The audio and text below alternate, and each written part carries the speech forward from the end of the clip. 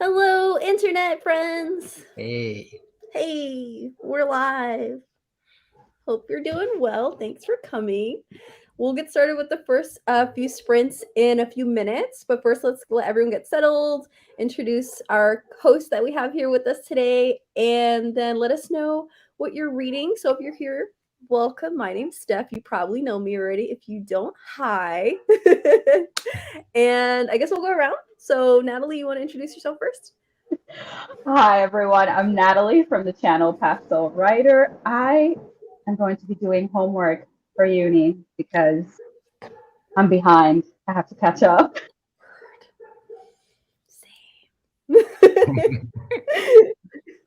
Mo. Hi everyone, I'm Mo from Paperback Mo.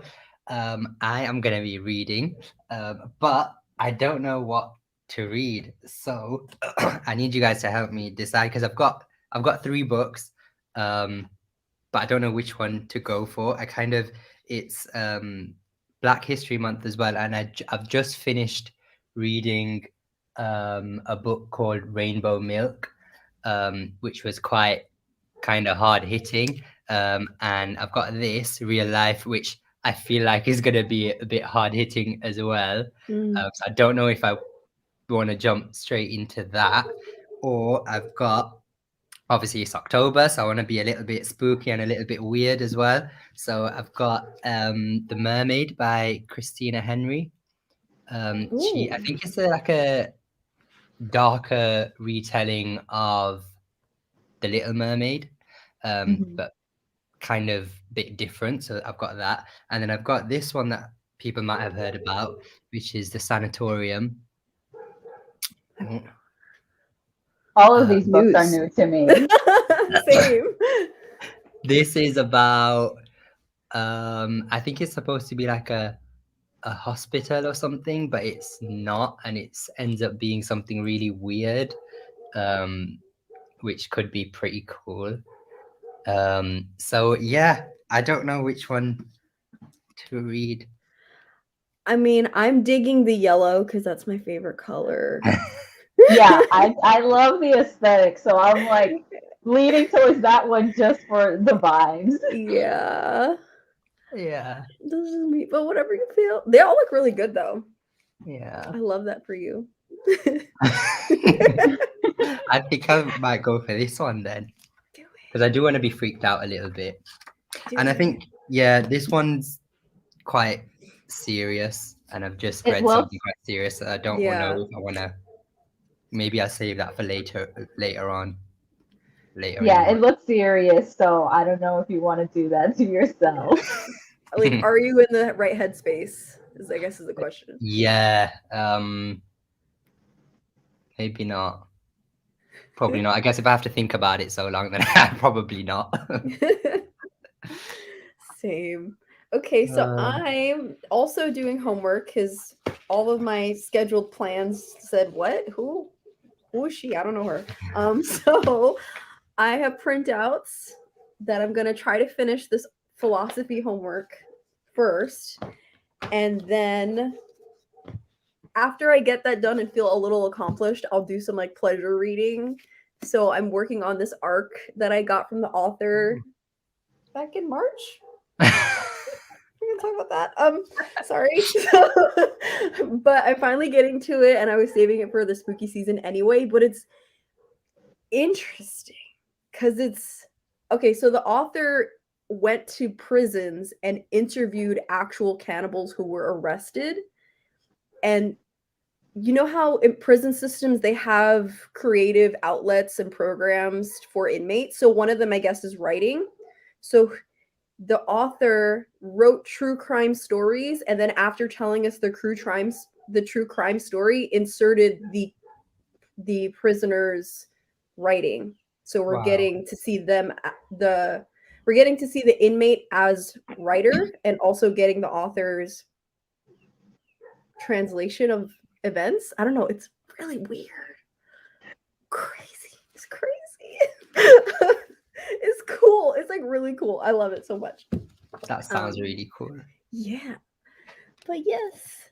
Yay, we have friends. Hi, Hugo. Hey. Comment. Oh, you're so sweet. I'm eating now, but I need this to finish. Yay! Hugo always has good snacks. Vote for Mistborn. I mean, I That's a want dig every. at me. Oh, is it? I didn't get it. Is it for you? I thought I was just trying to spread the word of Mistborn. That's because I've been putting Mistborn off for, I don't know, about 6 months now. It's just so Mo. daunting. Oh, what? You need to read Mistborn. If you're into fantasy, you would Mo.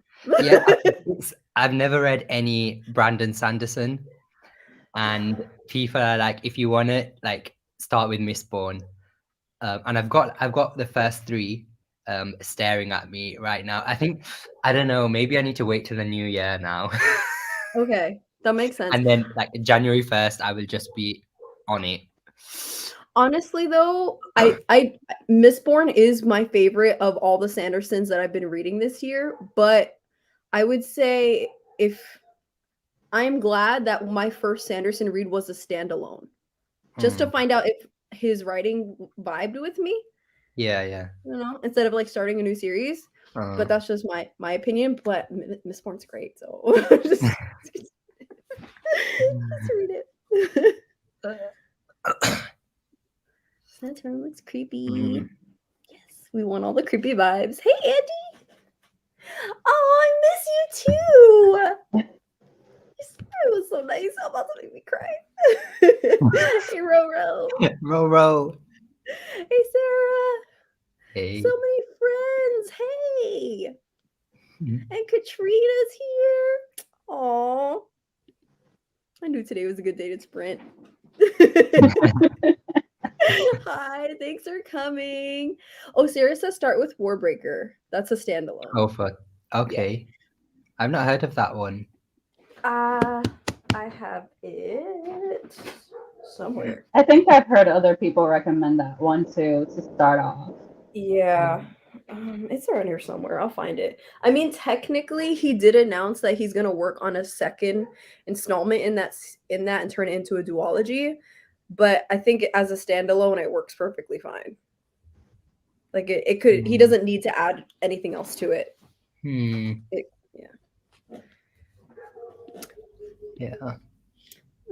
It's an option. Mistborn is definitely my favorite. So good. Hello. Yay. Let us know what you guys are reading in the comments. We just kind of went around a minute ago. Me and Natalie said we're doing homework first because we're responsible. Trying to. Mo's got a beautiful sprayed edge book that's got creepy vibes. That yellow. Okay, what is the most beautiful book that you own, that everyone owns? Oh, that is such a hard question for me. Because I love it so much. See, it's hard to choose. There's so many. Especially when you're like a cover by kind of person. Literally, I buy my books for the covers like at least 50% of the time. So it's like, which one's my favorite? Well, I don't know. They're all iconic. Exactly. Reading numbers, time to run. Not heard of it. Yeah. Rachel. Yeah. I don't know. Let us know what that's about. Percy Jackson. I've never read Percy Jackson. Can't go wrong. I read it years ago, and there's gonna be more, and I'm so excited about it. Yeah. I'm like, I thought I was over it. I thought I was done. But like Rick Riordan and oh my God, what's their name? Mark Oshiro are like co-writing a book about one of the side characters, and I'm like, I didn't know I needed this, but I did. So I'm hype. I'm so hype. I haven't read a Rick Riordan book in years, and I'm like, I'm ready. Okay, so as someone who's never read Rick Riordan, do you think I should just jump into Percy Jackson, or should I try one of their other books first? For me, that is a little because I started in a whole order that was not the intended one. Basically, I started with the spin-off Percy Jackson series. And then I think I read his series that's like with Egyptian gods. And then I read the Percy Wait, original what? series. So, yes. Wait, how did you have context? And the thing is, I was already in a YA space, so that spin-off is more YA. So I was like, yes, perfect. And then I went back to Percy Jackson, and I didn't love it as much because I was like, no, I want them to be together already, but of course they're not because they're kids. Oh, is it one of those series where you kind of see the characters grow? Yeah, Okay. yeah. Gosh. I love the chaos though. I don't know what to say. Love it. All right, let me go through. I'm going to go through a few more comments and then we'll go ahead and get started with the first sprint because we're already like a little over 10 minutes in. So, reading Daisy Jones. See, that's the one that I'm specifically waiting to get the audiobook for because everyone says it's top notch. That's what I've heard too. Is it Yeah. Daisy Jones and the Six? Mm-hmm. Yeah, Mhm. I've heard that is quite polarizing. Oh, really? Yeah, I've heard some like really, really bad reviews, but then I've heard some really, really good reviews as well. So I don't know. See, But I that love kind of reading makes those me kind want of to read books more. and then Wanna read being more. able to make up my own mind. Especially after like Evelyn Hugo was on my top 10 list of last year, so I have high hopes. I feel like some people think that they're a bit similar, like the characters are similar, so that's kind of what turns them off with Daisy Jones. But I've only read Evelyn Hugo, so That's the thing. Putting together talking points for document for work, all the answer knock for this month before election day. See, you're in the productivity mindset too, like us. Wait, this way. Us. So, yes, Katrina. Trying to finish Daughter from the Dark is from the Winters of Eden Nostra. Why does that sound familiar? I might have heard of another booktuber talk about that. But it sounds perfect for October though. Mm. There's a dystopian series. We read the first two, finished the series, and finally went, it's a dystopian, the one from earlier that we didn't know. Cool. Always love dystopians. Yes. Okay. All right, let me go ahead and get the timer started. Then we'll catch up on comments in a little bit. Mark Oshiro. Sarah got me Anger as a gift, which was like so sweet. But honestly, I know that it's probably gonna make me cry, and I'm not emotionally ready to read it. yeah. I didn't finish it, but it is emotionally charged. So if you're not ready to be there, you just have to wait for the right moment. It's one of those I know it's gonna be 5 stars because I'm gonna be on the floor in like fetal position. So good. Okay.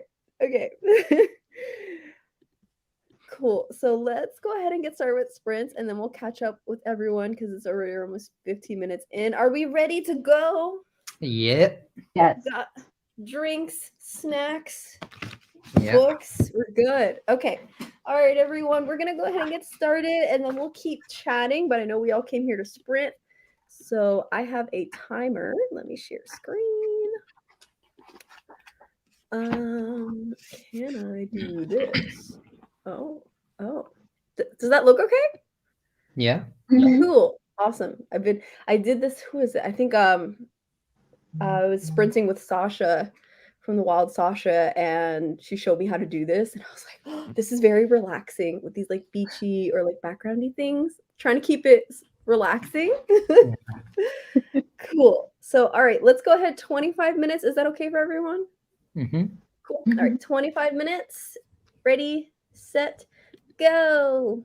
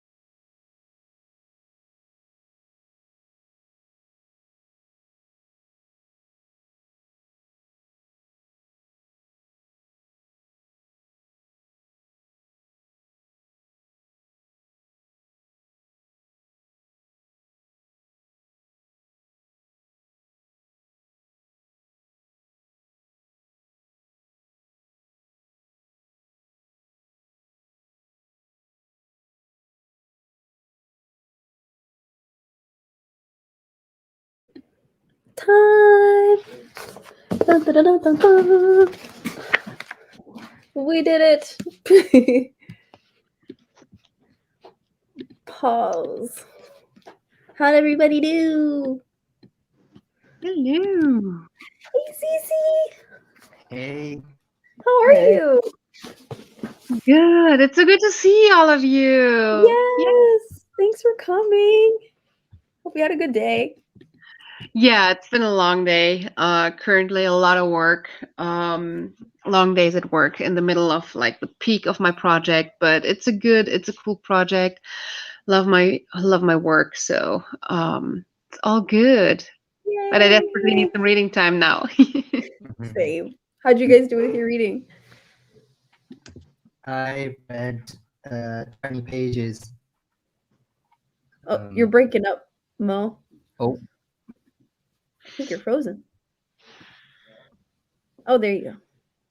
hello. Hi. Hey, Wait, that is was Mo weird freezing? because none of you froze for me. Am I frozen again? Wait, for me, you Yeah, are. I think you're lagging. Yeah. Yeah. Okay, maybe I should like refresh. Okay. No worries. So I think I finally have most of what I need for my book report, which is what I'm working on, my book report on Teaching to Transgress by Bell Hooks. So I think I wrote most of what I need. I was literally writing the last sentence of my conclusion when the timer went off, and I was like, wait, Oh, what's that? So hopefully now I can revise it so that it's shorter than it is because I keep adding words and my professor's like 3 to 4 pages and I'm like, how do you feel about 6 to 7? sorry. And it's like, no, I know I need to cut some of that out. But you did it though. Yeah. Amazing. Yes. I love that for you. I love bell hooks too. If anyone is into education and hasn't read bell hooks,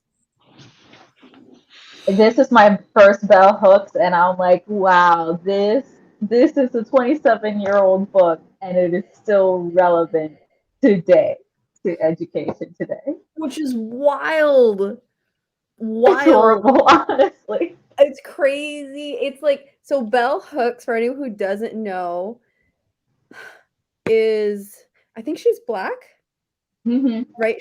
She is a black educator who began writing about how to improve the education system over 20 years ago. And like Natalie said, the advice that they give is still relevant, which means we have all like so much work to do. It's not even funny, but that's a story for another day. So tell us a little bit more about the area that Bell Hooks is writing in. Is it like about the American education system? Is it about educating a certain specific target group, or like what's like more specifically the area? Yeah, she focuses in on the American education system because she is American and she Mhm. grew up and was teaching, has been teaching in America and the US. Um, so that's her primary focus. And essentially, like, it's so real. Like, everything she's talking about is still so real. And like she challenges these ideas of like why do we think of the teacher as the primary source of information and how does that there's this really cool part here basically where it's kind of like education really encourages us to divide our bodies from our minds.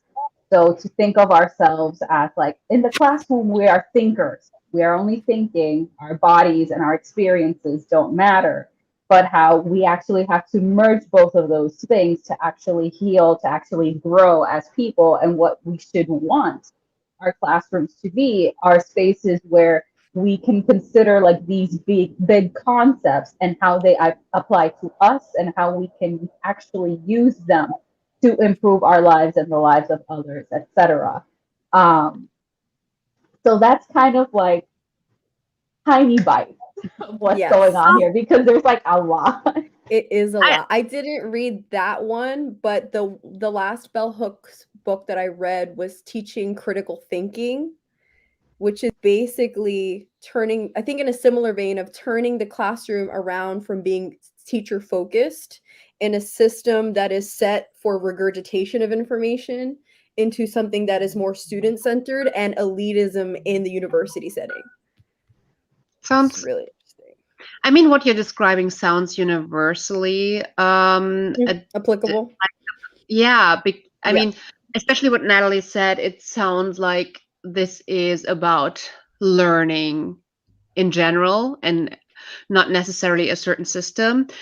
So yeah, I'd be super interested if you have a book that you would recommend to somebody who's not necessarily working in a traditional learning environment in terms of school, university, but who potentially is very interested in how an adult learns and grasps concepts in terms of potential. So I'm more working in with like coaching adults in furthering their skill set in a work environment, which is also a type of learning. Mhm. And a lot of these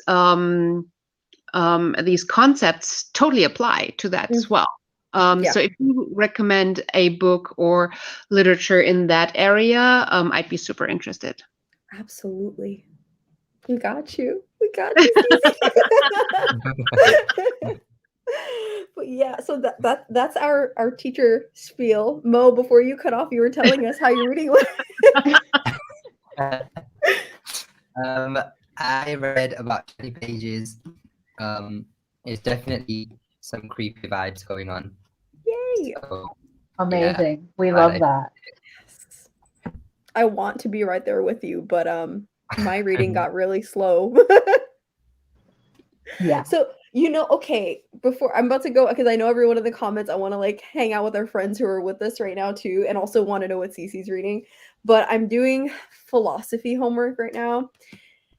And I don't know, I'm pretty sure this probably relates to many other areas, but this is my experience mostly with reading philosophy, where they will quote other philosophers quite frequently. And then I'm like, okay, I can't go to the next page because I need to research all of the source material before I can continue. And so that took up most of my time. So I'm on page 2. That's where we got. That's why I've given up on philosophy, honestly. It's like when one sentence is 2 pages long and you need to read 10 books to understand this one sentence, I'm out. Well, I wish like it's really good, and I wish I could just take my time with it, but class is Wednesday, so but, Yeah, that's when you decide, well, what I get from it is what I get. I can't get it all. Because You gotta prioritize there, yeah. I get it. seriously. What are you reading, Cece, before I jump in the comments? I am reading The Culture Map. I don't know if you have heard of this book. It's super interesting. It's well, the sticker on the front says how people think, lead, and get things done. And this is taking like the cultural approach around how different people from different cultures communicate, lead, different styles, different backgrounds. So I'm on the first chapter. It's talking heavily about communication styles and having a lower context versus higher context communication styles. So whereas, especially in the English language, we have a like you don't need to understand the context. It's very clear and very descriptive, and you say what you mean kind of style, whereas the Asian languages on the other spectrum, where you have to understand the context, and it's much more about reading the air, reading the room, reading everything around what is being said, and how this relates to global management. So when you, let's say you're a leader coming from the US, being transferred to an Asian, let's say to Japan, and you're leading a team in Japan, and how you need to adapt your communication style to not fail, pretty much. So it's super, super interesting. I'm reading like one chapter in this, and then I'm jumping back into fiction. That's like I need to double up on nonfiction, and then I jump into fiction. I'm reading The Pacific Crest Trail Killer, and I'm loving it. Ooh, that's so opposite. I love that. Yeah. Yeah, it's not my usual Completely. like totally off-brand in terms of being like just a simple thriller, and it's actually written in German, which is totally off-brand too for me, but it's good. What's on brand is that it's playing on the Pacific Crest Trail, which I'm totally drawn to. So I think you mentioned that in a video recently, right? probably not only one video. So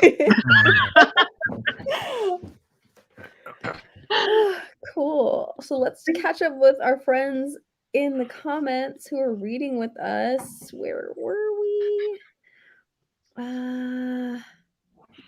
Oh, Hugo's reading Wish You Were Here with Jodi Picoult. Oh. Pokemon? Such a comfort. Oh, Percy Jackson's suggestion start with the Kane Chronicles. The Kane Chronicles is the one that I was saying that is the Egyptian gods, Mhm. Okay. which was Gotcha. my actual personal favorite. I love that more than the Percy Jackson series. I adored Okay. it, but that's just Oh, we have a suggestion from Andy. So go Percy Jackson, Heroes of the Trails of Apollo. And then, okay, so if it's whenever, can I read the Kane Chronicles first? I Or- think so, yeah, because mostly the Kane Chronicles basically almost doesn't intersect at all with the rest of the Okay. book. I think only extremely marginally does it connect with the others, so it exists happily as a trilogy on its own, honestly. Good to know. That's one of those authors that I like the way Mo feels about Brandon Sanderson. That's me with Rick Riordan. No, I started Trials of Apollo and Magnus Case, but then I was like, I've outgrown Rick Riordan. I can't do his style anymore, so I just dropped him. But I still think fondly of his book. Love that. Empire of the Vampire. Heard of that. I think a lot of people are reading that this season.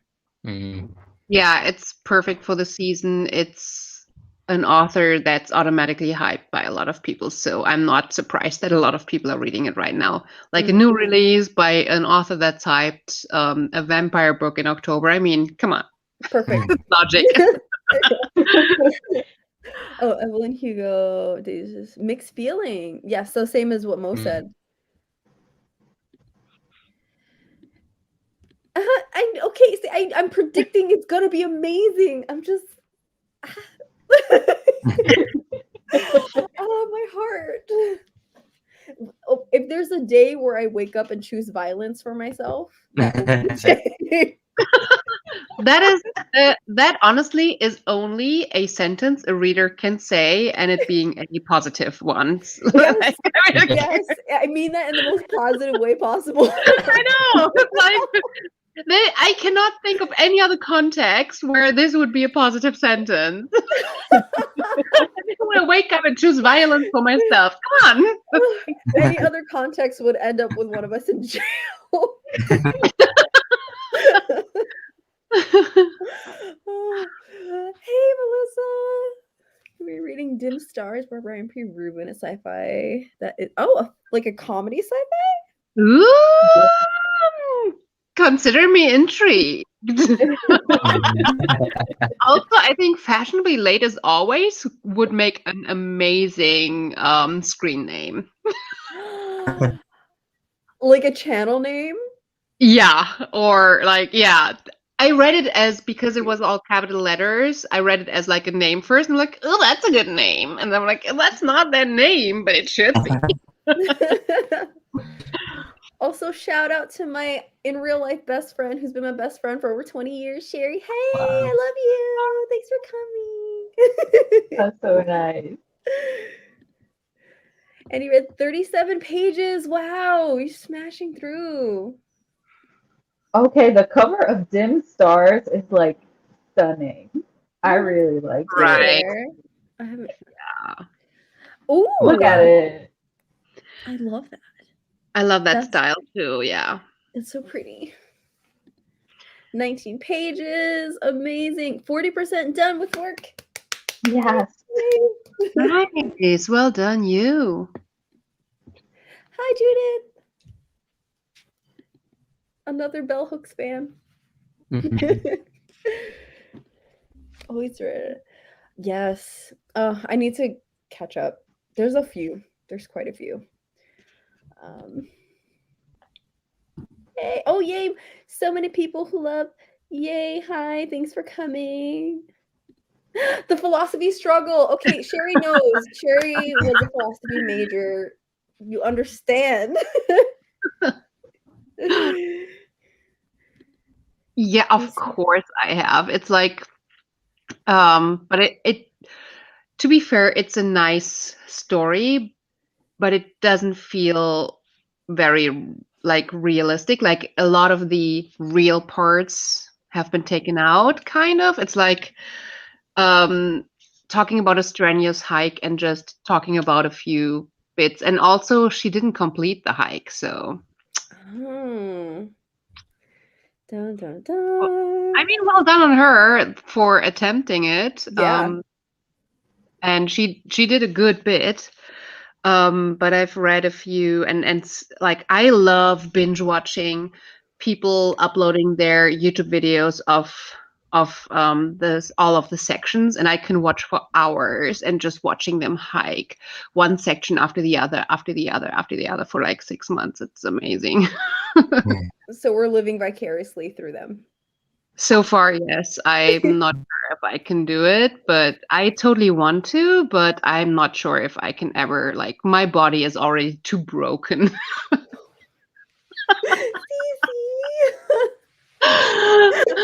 real though. I mean, honestly, my knees are not the best anymore. Like, I'm battling with arthritis in my knees, and considering like a a hike like this, like a 6-month hike, probably not in the books anymore. Let's see. Oh. Well, we're there for you in spirit. If I ever attempt it, you will know. Yes. Like, Take us with you. it will not be a secret. Kelly's reading Dune graphic novel. Have a few chapters left of Valor. Guys, so someone's gonna finish something in the next sprint because graphic novels go quickly. Love that. Yeah. Judith's almost ready, so we'll start another sprint in a minute. Middle grades, also reading nonfiction books. Nice to balance something light with them. Dang, shots fired. 100%. Oh, Katrina. Oh, you went there. Go ahead, Katrina. Woo. The graphic novel, which back with nonfiction, they're breaking up the nonfiction books. But Dim Stars, literally, this book is about weirdos on a spaceship trying not to die.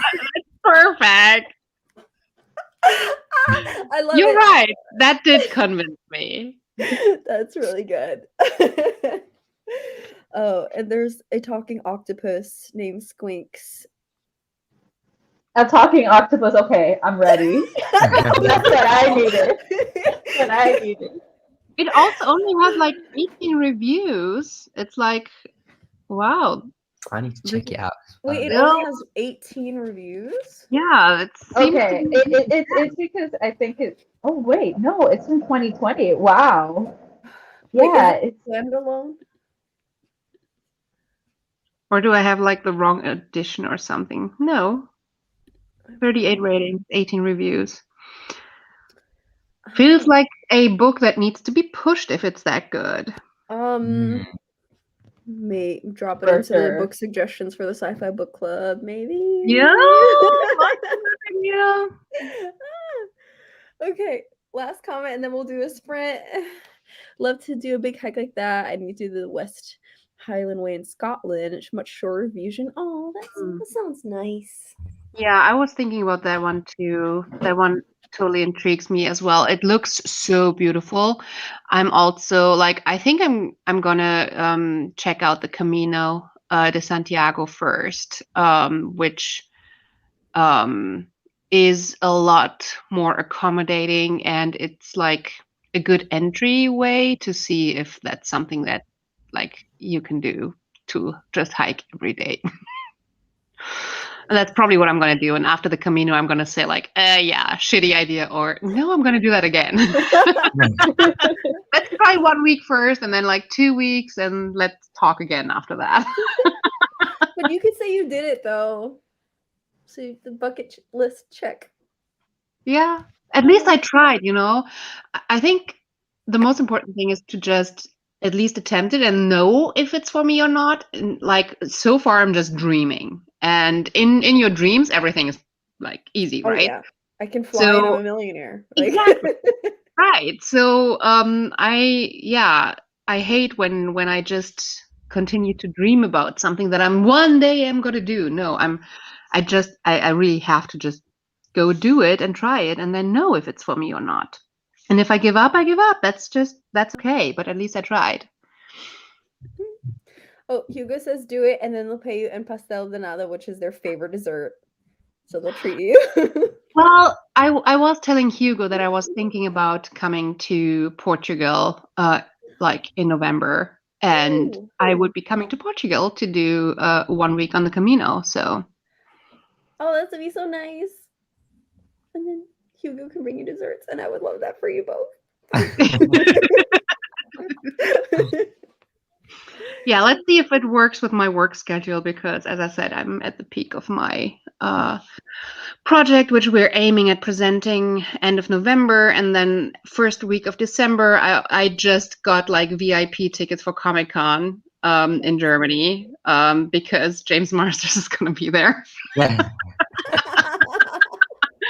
So yeah, I splurged on VIP tickets. So Nice. I need to find a week in between that, and it's going to be a very slim like window. So let's see. Woo! I think that's a good note to start. I feel hyped to start our next sprint. Yep. Let's do it. 25 minutes on the clock, and happy reading. Happy reading.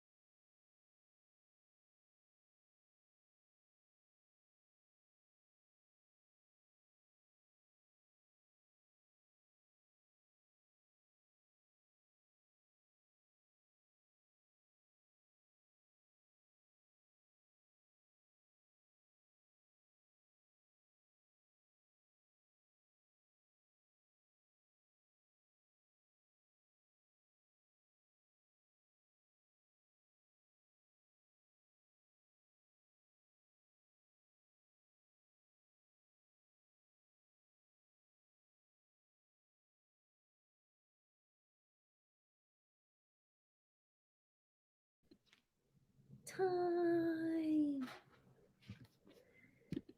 We did it. We did it. We did it. We did it. That went by so fast. Right? It did. Ah. It went by so fast, and I'm. If there's one thing I dislike about writing the academic setting, it's introductions and conclusions.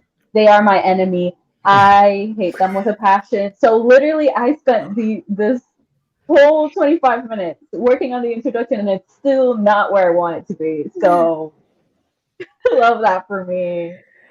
Are you okay? Are you one of those writers then, can I ask, who like you actually start from the introduction and work your way through?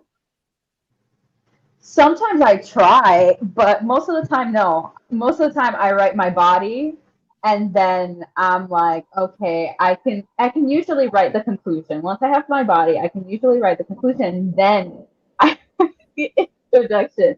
Sometimes I have a good setup already in mind. So in this one, it's like my thesis statement is the one that's being a pain in my butt because I don't know how to word it.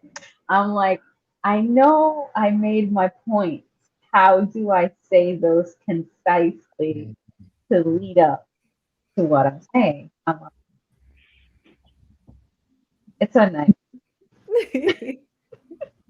You still feel you. sound more organized than me. How'd everyone else do in their reading?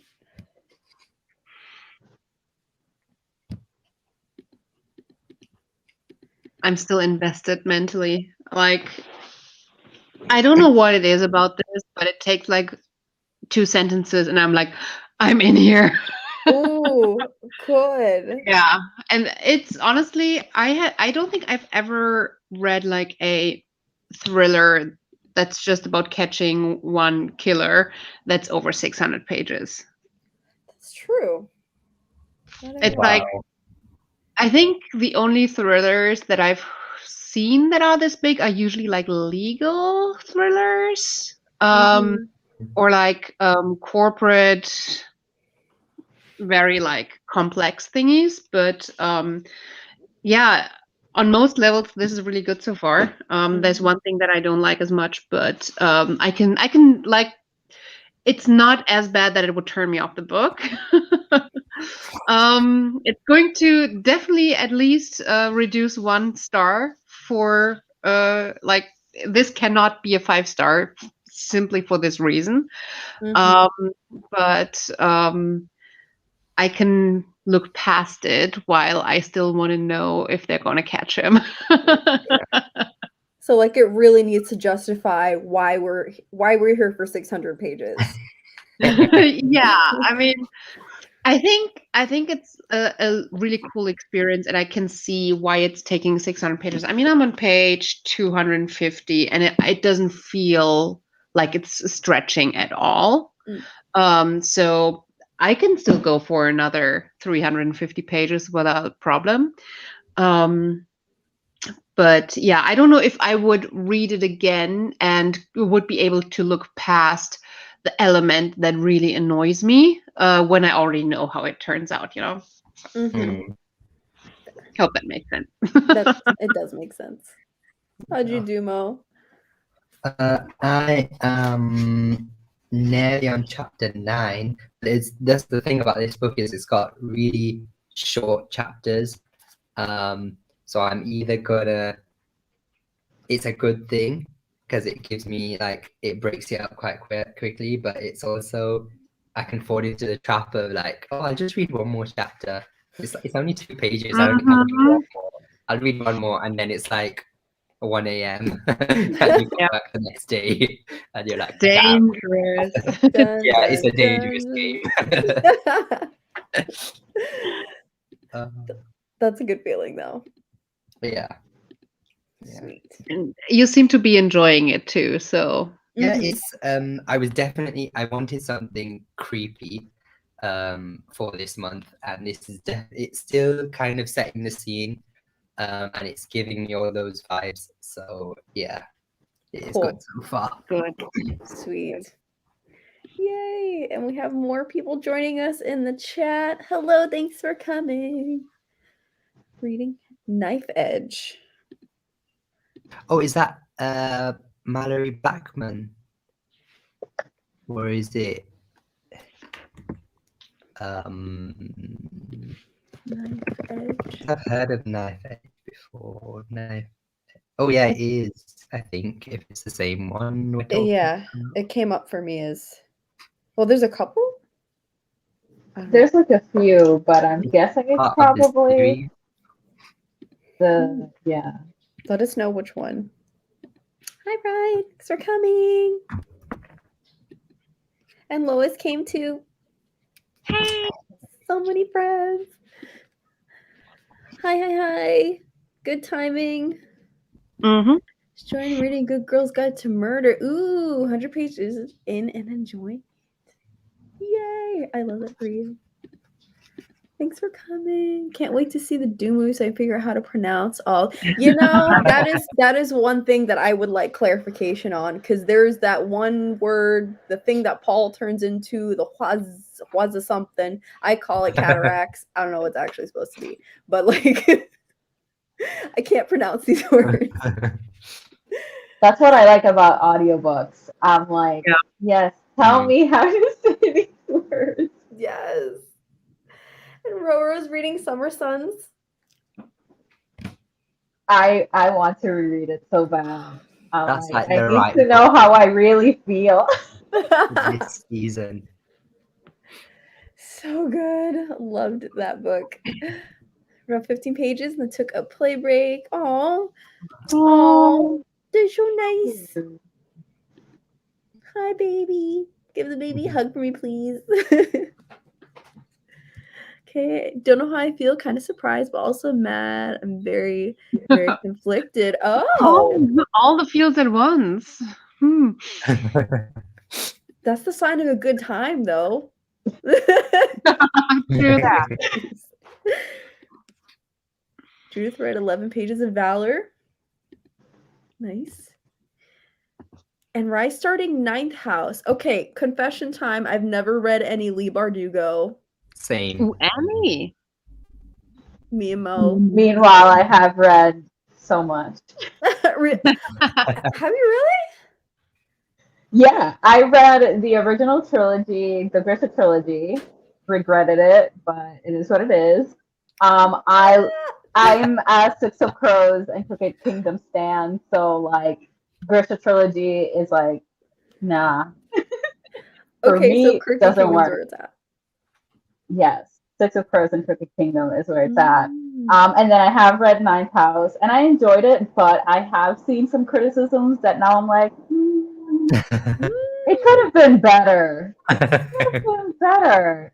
So like I still stand by enjoying it, but I definitely see where people who like wanted more from it were like, she tried for something, but she didn't really reach it. But then as well, it's like it's the first book in a series, so it's like fine, there is still time. Mm. See, this is one of those polarizing books that I've heard. Like, I feel like most of BookTube either super loves Ninth House or they're just like it missed the mark. Yeah. For me, I was one of those like diehard. I loved it, but then I was kind of like, well. It's so hard because you have the objective review and then you have like the subjective. It's the same with like the Grisha trilogy. I totally see how it's objectively potentially not the best trilogy, but for some reason I felt enjoyment reading it whilst also seeing where it's objectively not the best.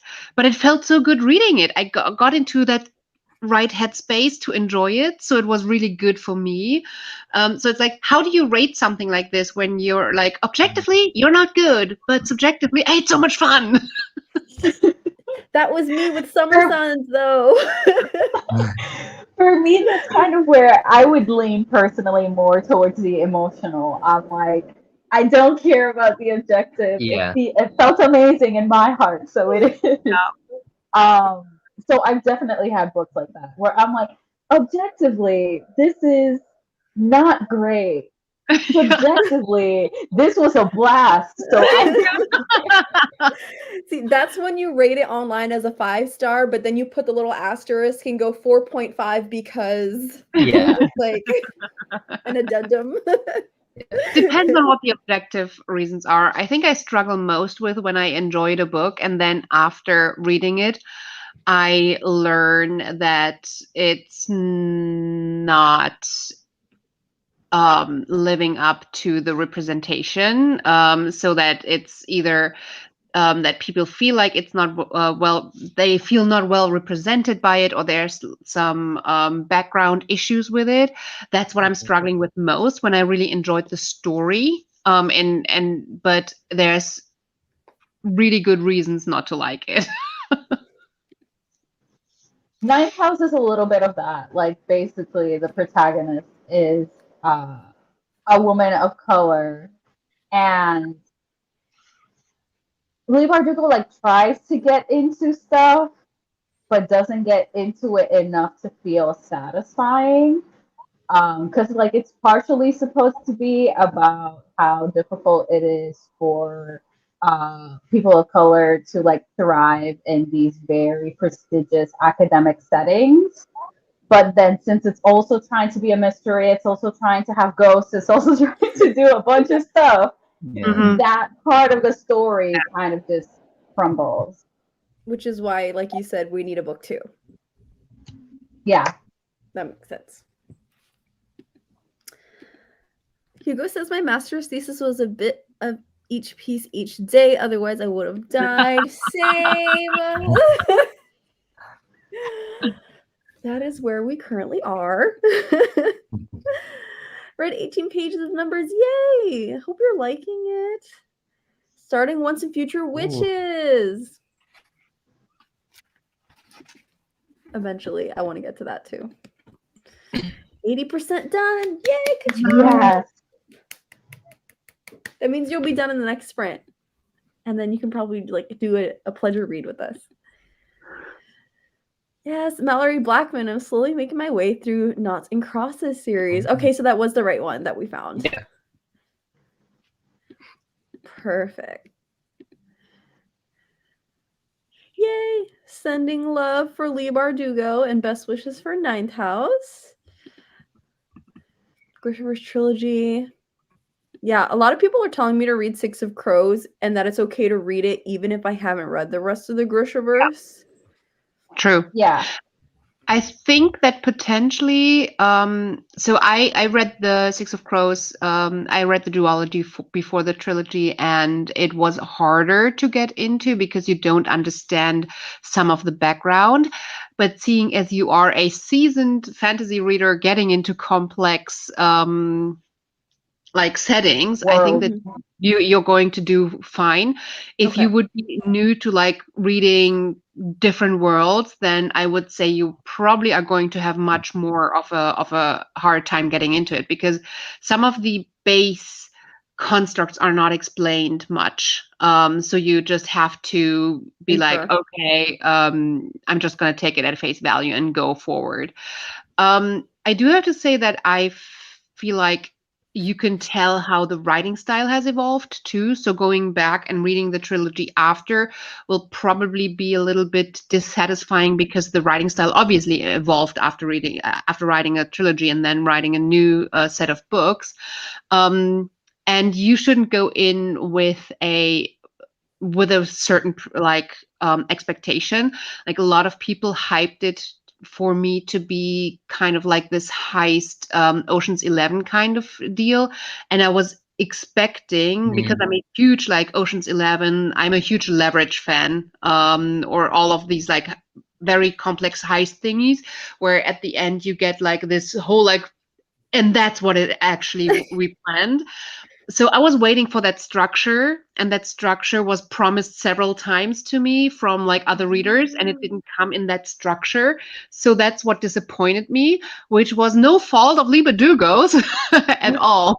It was just the wrong setup in my mind going into the book. So clear your mind from what people tell you. Got it. And go into it like go in with zero expectations. Yeah. Yeah, Yeah. basically go in with zero expectations because that's how I went into Six of Crows. I just thought it was pretty. Literally, I saw it at the store. I was like, "This is beautiful. I want to read it." That was it, and I never turned back. Absolutely fair. I mean, honestly, why else do you pick a book if Yeah. not Yeah. beautiful Yeah. cover? Okay, that is the game plan.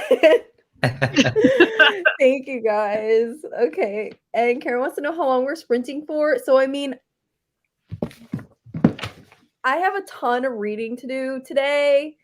So I will be here for a long time. Our co-host friends are free to jump off whenever they feel like they need a break and need to go do other things. But as long as there is a friend here with me, I will keep going because I'm gonna do the same thing off camera anyway. Challenge accepted. Cece, I know you. Like, okay, if you guys don't know, Cece sprints. Cece, what's the longest sprint you've ever done? Is it like 7 hours? Something like that. Yeah, more? Yeah. 9. Wow. Yeah. 9. Oh my gosh. Okay. All right. I'm not gonna try to beat that record today, but but I might get close because I'll probably be here all night working on this. But I might have to go back and do a little bit of work, but I can use the sprints for that. So cool. Story of my life. I have 2 hours and 27 minutes, so I want to finish today. Oh, yay. Okay, so Hugo's willing to be on for a while too. So whenever anyone's free to stay, free to go, you know, just chilling, might go grab a snack at one point.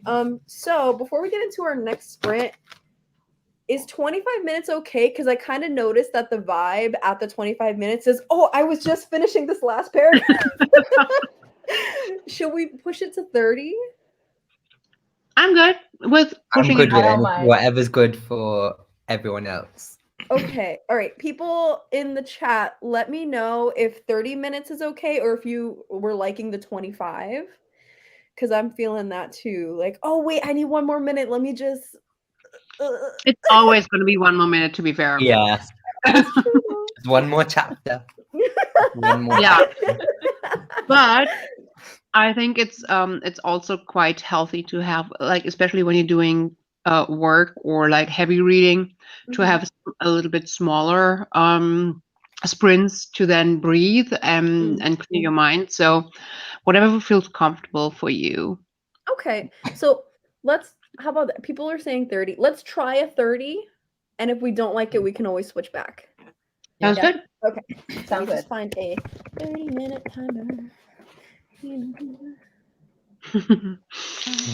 I also got a bunch of books from the library that are due back next week, so I'll probably like jump into that.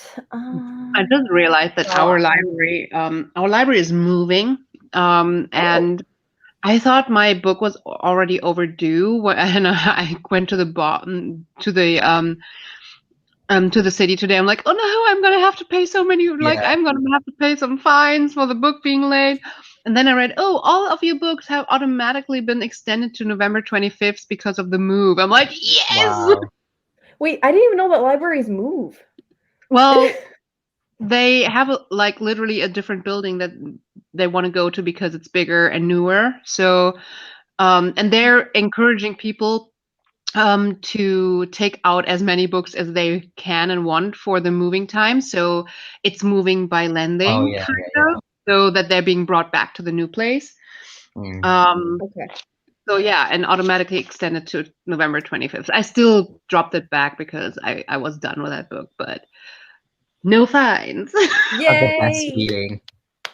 That is such a good No, feeling. my library might move, but it's not a done deal yet. It's basically part of the plans for a specific building that's being remodeled. They're like, maybe we'll put the library there. And I'm like, yes, because it is a very sad looking library. Please revamp it. Because I love it. I use it so much. But I'm like, it's kind of depressing as an actual space. I feel that. Yes. As the ambiance of the library, I feel like is really as important because if you Mm. want to stay there, you need to be in the right headspace. Yeah. Just makes sense. Yeah. Okay, so all these votes for 30. I found a timer. My library's getting a really see all these libraries getting renovations. I'm actually really happy for you all. It's really nice. We're getting like I didn't know that, but there was for a while an English speaking library in my city, and it's coming back in November, and I want to cry because it's like That's great. tens of thousands of books just in English. The time of only Wow. having the choice of Twilight and Harry Potter and some like thrillers is past. Yay. Goodbye, That's small amazing. selection. That's It was like awesome. I don't know. It's like some of the typical thrillers that you can mostly get in some chick lit kind of stuff. But yeah, no, God. it's really good. Yay. Cool. All right, that's positive. Thank you for this positive news before we start. Okay, tell me this isn't cute. It's got a little bear on it. Aww, That is wholesome. it is. I love it. I love it. Okay. I don't know if he moves and stuff. I just clicked on it, but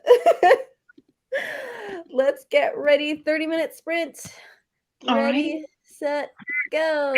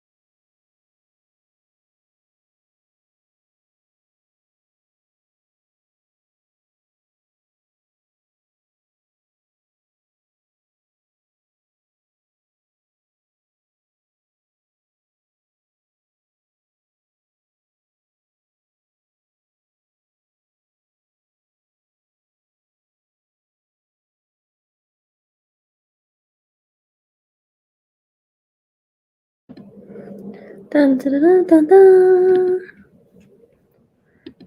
And time. Trying not to scare everyone out of their mode.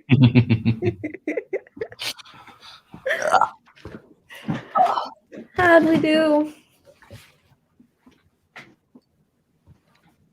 Getting there. I'm at the point of chipping away at this so that it's not longer than my professor wants it to be. I'm really trying to make it maximum 4 pages. I'm getting close to that, but who knows? If I end up giving up on trying to make myself more concise, I might just send it her anyway and be like, "That's your problem now."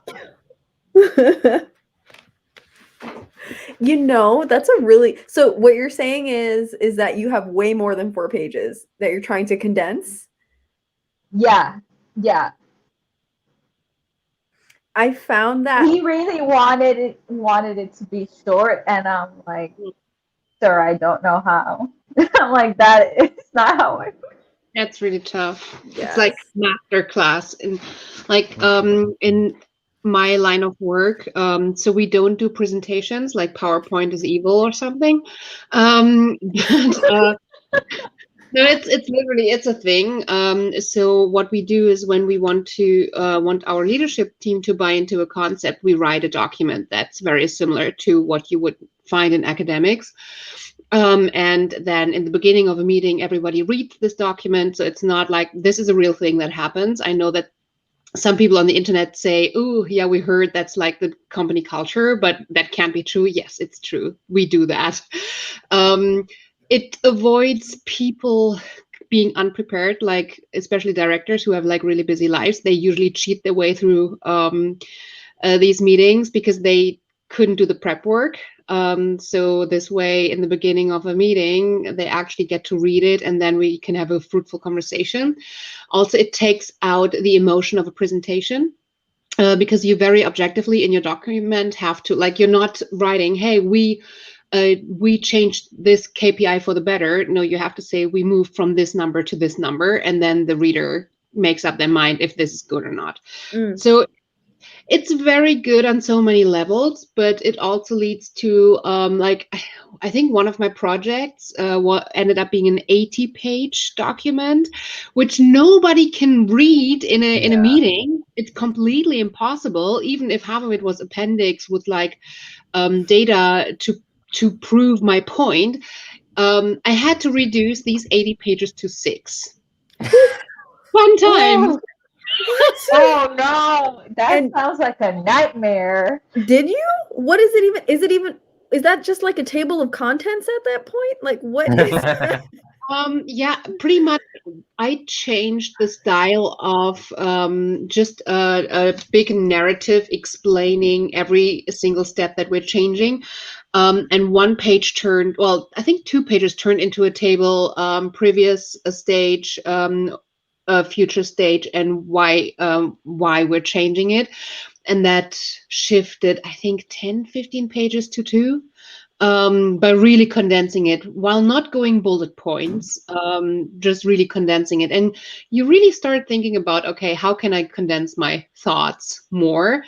It didn't end up being a 6-page because I still needed to provide the appendix with all the research and all the data that proved my point.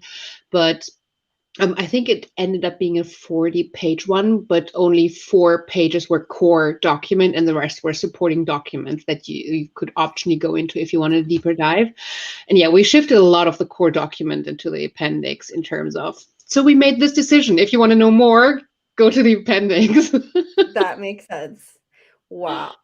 Go Cece. Yeah. That's record organization. I'm so impressed. You know how people are like, less is more, and I'm like, no, more is more. More is more. Okay. Yes. So this might, I don't know. This is coming from me being in the master's space along with Natalie, but I find it so interesting that, like, reflecting back on being an undergrad, I was like, oh, 10 pages. What am I going to talk about? But now I'm like, 10 pages. That's it? That's all? Like, How do I Yeah. squish down the essential? Like exactly what you guys are saying. Yeah. There's so much to. But you no. learn how to do it. It's like Yeah. when you do it over and over and over again, as I said, for like every time I want to make a point and want to get something at my work, I have to write a document like this. So you really get used to it. Mhm. I was actually thinking about applying to get my master's degree as well, because a couple of years ago, actually a colleague of mine used my project for their master's degree, like fully, like it was not like even like hidden or something, but because they were in their part of their studies where they could use this project for a master's. I wrote the freaking document and they added one page where they added like some academic research, what proved why we did it, but the whole idea how we do it, setting it up, and writing the document around the proposal and the impact and everything, that was all mine, and they got their master's degree. And I'm like, I could have probably gotten my master's degree so many times over with the stuff I do at work. I finally have to somehow go and just do that. Yeah. Wait a second. Wait, I have so many thoughts about that. Wait. Wait. And it wasn't even hidden. Like they were fully supported by the manager, and it was official that they were doing this. And it was like, yeah, Cece, you're going to do the work, and she's going to get like do some research around it and get her master's based on that project. Did, Wow. you didn't get? Did you get a say into this? No, not really. I mean, it was my job to do what I had to do, you know. Right. And the project was the right thing for the company, and for the people, and so there was no discussion around me doing it. It was just that they then took the document, spiced it up a bit, and voila. Wow. What Hugo just said. Yeah. After that, Major. but yeah. Oh, I feel like I don't understand how that even like flies. I feel like I would totally get expelled for doing something like that, but Well, I wasn't a student. I was just doing my job, and they were a student, and they could use it. So it's not like an official document. And they edited everything so that it could go external. And they added some of like the research, because I didn't add a lot of like research why we did it. And that was pretty much the work that they did on top of it. And they considered that that was enough. For her to claim that as her project. I mean, I feel like maybe each master's program is different, but they've made it clear so far that because we have to publish a book for our thesis defense, but like there's a certain amount of it that can be referencing source material that, and it cannot go over that threshold of percentage, because then it goes into plagiarism. Yeah, So, like, my written word was not considered reference material, but the core material, because it was a joint effort, the project, you know? I'm so angry for you. Oh boy. I'm not even salty that she got her master's and everything. Like, I mean, it's fine for her, and she did it. Yeah, that's the thing. It's like I could have done it 10 times with the documents I've been writing, and that's the thing. It's like the only thing keeping me from it is I don't have the money. It's like it would be like a third of my net salary to go through that. B, I have a very stressful job, and doing it on the side always felt very, very hard to commit to. And C, I don't have a bachelor in the areas that I would be interested in. So, and I don't want to do a bachelor and a master, and that's just nah. So no, I've actually been looking into it a little bit, and it looks like I can now apply for a master's in behavioral and organizational psychology, which is exactly what I've been doing for the past couple of years, which is what I'm going to be doing for the next couple of years. So it's very, very close to what I do. And I found a school that accepts work experience instead of a bachelor. You have to have like at least 6 years of work experience, and I'm currently on my way to try and prove that, get recommendation letters from my managers and hopefully get admitted to doing that. Yay. Well, I'm excited for you. And I just want to say, because I was Googling while you were talking just now, I know there's celebrities or famous people who have gotten honorary degrees, right? Yeah. So, like, if these people who probably rightfully so, because they're masters of their craft, can get the degree without actually doing the work, I now sign a petition that says Cece deserves her degree. Like, tell me otherwise. Yeah, I Oh, need to get it like legit and not honorary. And I think the field it took me a while to find the right field where I hopefully can find a thesis that I can double up with my work as well, similarly as the colleague did earlier, because if you can double it up with your work, that just makes so much more sense in terms of time commitment when you have a busy job.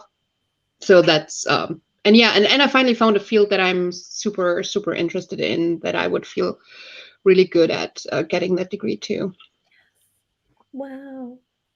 Let's see what Yay. happens. I still have to afford it as well. No, I feel that. Honestly, yeah. 110%. A third of my salary, like taking a pay, like that cut in my life, I have to really evaluate where I can make cuts to afford looking at my books. Absolutely. Yes. I approve of this open conversation about the reality of finances in college. It's a real my blood. Okay, that's another conversation for another day. Mo, how did you do? I did okay. I think I'm about 10% of the way through now. But I kind of want something to happen now. And it's still like building up. You can tell it's creepy and everything. One of the characters is a bit whingy and moany, which Whingy? I'm kind of like, get over it. I want to tell her. But yeah, Cece, have you read this? Mm-mm. Okay. Yeah, I don't know what to make of it. So like I want to know what happens. But I'm kind of like, okay, get to the point now, like make something happen. So hopefully But soon. how far are you into the book? I'm not that far into it. I'm on page 62. Okay, because the way that you're talking, it sounds like you're almost to the end. It's like, come on, let something happen. Yeah, maybe I need to be a bit more patient. 60 pages is a lot too to feel like nothing has happened at this point. That's true, though. That's probably... Yeah, like, the scene is set. Okay. But something needs to happen for me to carry on reading it. Fair. So should we be reading it then? The way that you asked if I read it, do you think it is something that I thought I can't remember if it was you or another booktuber that was said that I would like this, or maybe on one of the other sprints or something. Okay. Wasn't me. I feel like lately I've just been inspired by the books that you've been posting on Instagram. Oh, okay, that's nice. My book buying habit is like, watch it. What if you see what Mo posts, you know what's coming in the mail in a couple of days in my house.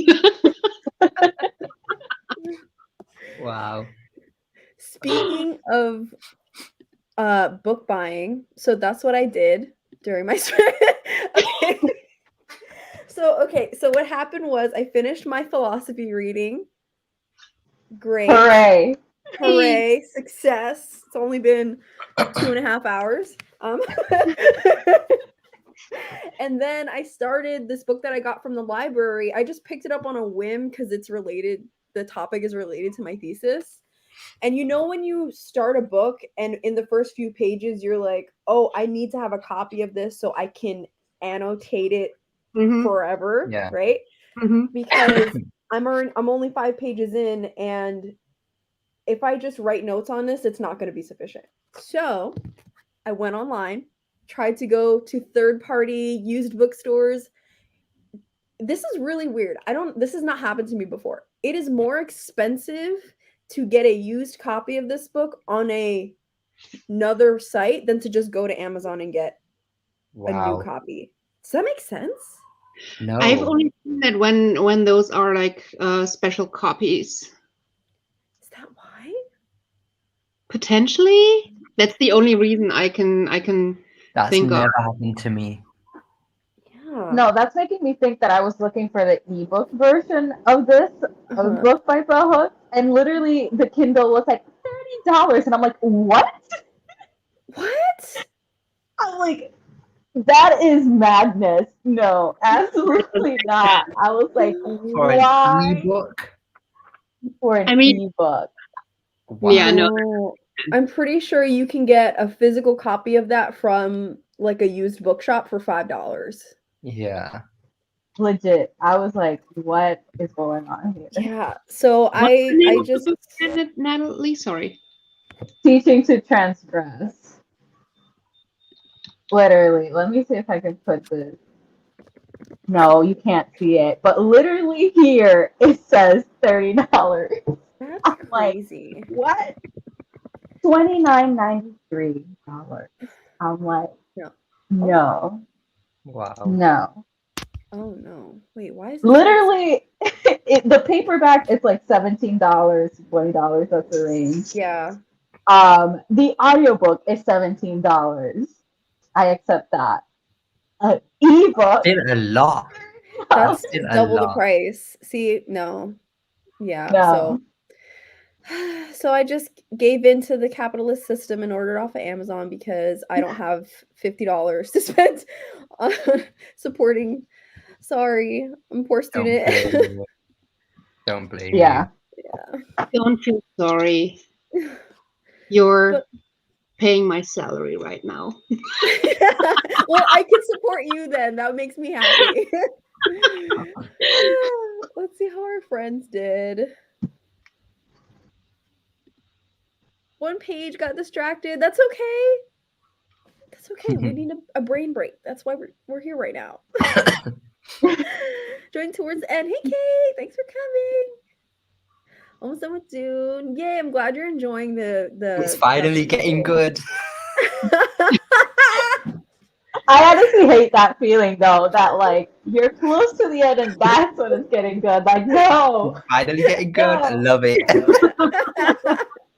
1,000 pages later. And that's gonna be Mo. Watch when it gets to the end. Yeah. It's like, oh, something finally happened on page 200. Oh, 100 left. Yay! Hope you get to finish today. Talked about my cat and read 80 pages of valor. Is that really a distraction though, or is that self-care? Honestly, I also think that like reading 8 pages while getting distracted by your cat is a huge accomplishment. Yes. Yeah. Applaud.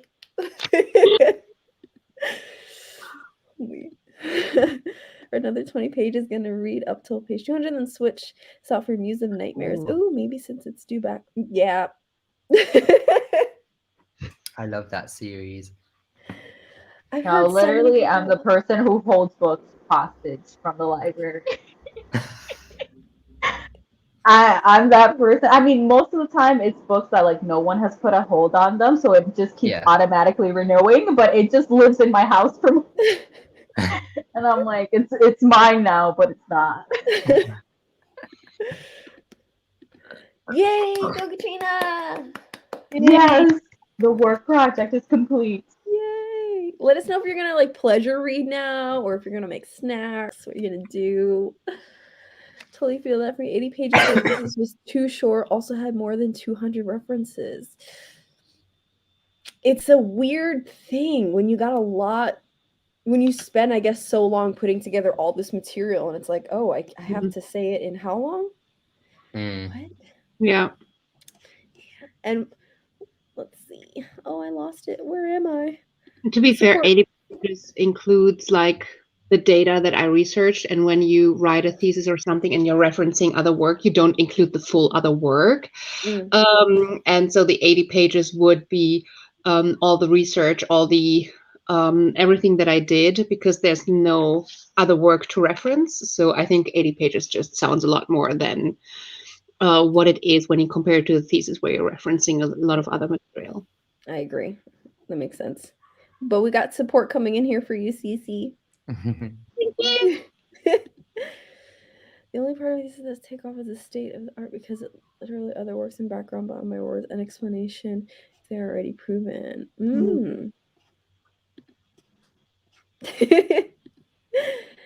Bye, Katrina. Thanks for coming.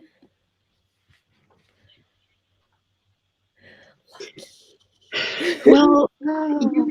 here is almost free too if you're like a full-time student the first time around, but getting your master's degree when you're like already at like working and you're trying to get it in a like an online university or something, not as a full-time student, then it pretty much costs as much as anywhere else. See, I didn't know that. I thought it was just universally like there were certain amounts that were covered. No, so in my country you have to pay like a student fee, which is probably something that you would laugh about. It's like something like $400 a semester. It's like, and that includes I'll pay that right now. Yeah. and that includes something like a ticket for like public transportation in your whole county. Wow. And so it's like it and because then you have like a student ID, you get all these other discounts too. So there's actually some people in our country that are enlisting in university as a student, as a full-time student without ever going to study, just for the discounts and the ticket and everything. Oh. So yeah, but if you seriously want to get a degree while you're working, you have to go to a private school, and then it's just tens and tens of thousands of euros to what you in other countries. Gotcha. Oh, I learned something today. Thank you. Well, bye, Katrina. Lois is trying to place your accent, Mo. It's not Binghamton. No, it's is not it? Birmingham. Oh my god. Birmingham. What does that mean? That came from your heart, like that. That came directly from Yeah, your like heart. deep in your heart. Oh, no shade to Oops. anyone from Birmingham. Is it Manchester? Oh, I've never had that before. But no, it's not Manchester. I'm Ah. gonna keep guessing. Oh, Lois, throw us some more guess. I know nothing about the geography of UK, but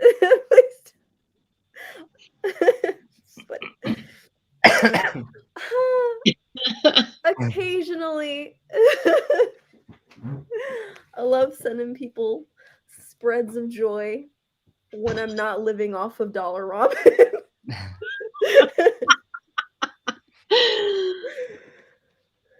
So much background info. Now it's finally having some action. Yay! That's great.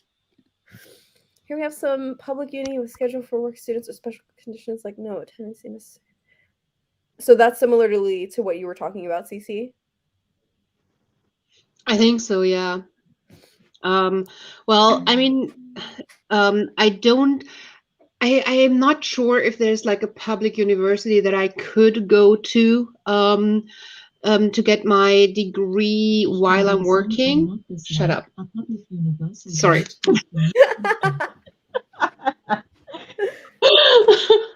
I have too many devices in my home listening to me. And sometimes they might act up. So yeah, no, I think my sister's doing one of those, but she has to like partially go in, and I have not seen it for a degree that would have interested me. So I think that's also something always to consider. And I'm now going for a master in science and not a master of arts. I think that master of arts are more commonly offered with a work experience. In the master of science, I have not seen as much. So yeah, I don't know. Gotcha. Dun, dun, dun. Well, there's our insight for the day on global education systems and accents. Oh, did you say where your accent is like? I'm not sure if I heard if you said where your accent is. Didn't. Oh, Mo wants Lois to keep you. guessing if Lois is still here. Cool. So how was 30 minutes? Do we feel good? Do we want to go back to 25? Where are we at? I'm good with 30. I'm Good. hoping that these 30 minutes I can really finish this thing. You can do it. Yeah, you can do it. Cool. All right. And did we I'm like gonna the get bear? going. Oh, I thanks, Mo, didn't see for the bear coming. moving. Yes. No, I didn't see the bear moving either. He moves like did. I think maybe every like 5 minutes he'll do a little wiggle. Yeah. Oh, I see. The very beginning, I saw it. I was like, oh my god, it's moving. But thank you, Mo, for hanging out with us. No worries. Thank you for having me. Have a great rest of It your was day. nice. I'll message you when I find out where your accent's from. Have a good night, Mo. Cheers. Bye, everyone. Bye, Mo.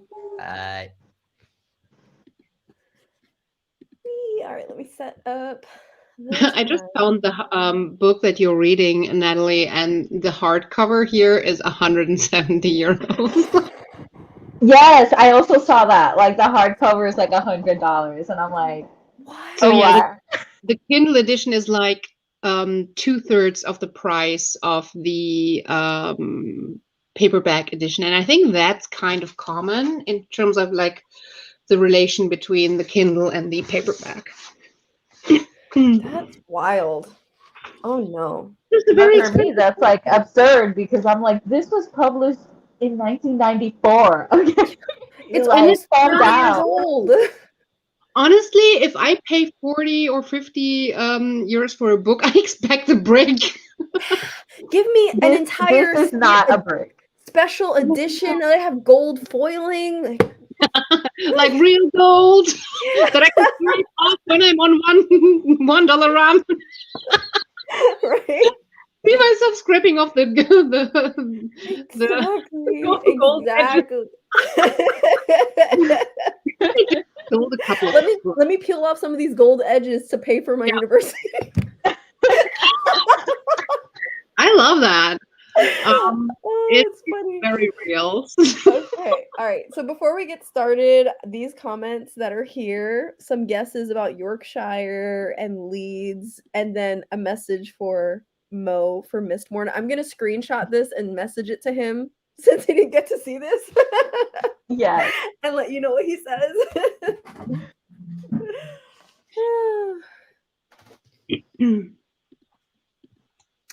Yeah, so imagine if you're someone who is in a country where the exchange is Mhm. different, how much more inflated that is. It should not be that expensive. Yeah. And if it's a book that's not typically sold here, then it gets really expensive here too, because they then include shipping from the US or something. So that, yeah. Exactly. Okay, cool. Let me I'm trying to make this so it's like more, there we go, more aesthetically pleasing. Okay. Are we ready? Yes, we are. Yay, Kara's heading out. Bye, Kara. Thanks for coming. Let's get started. Ready, set, go.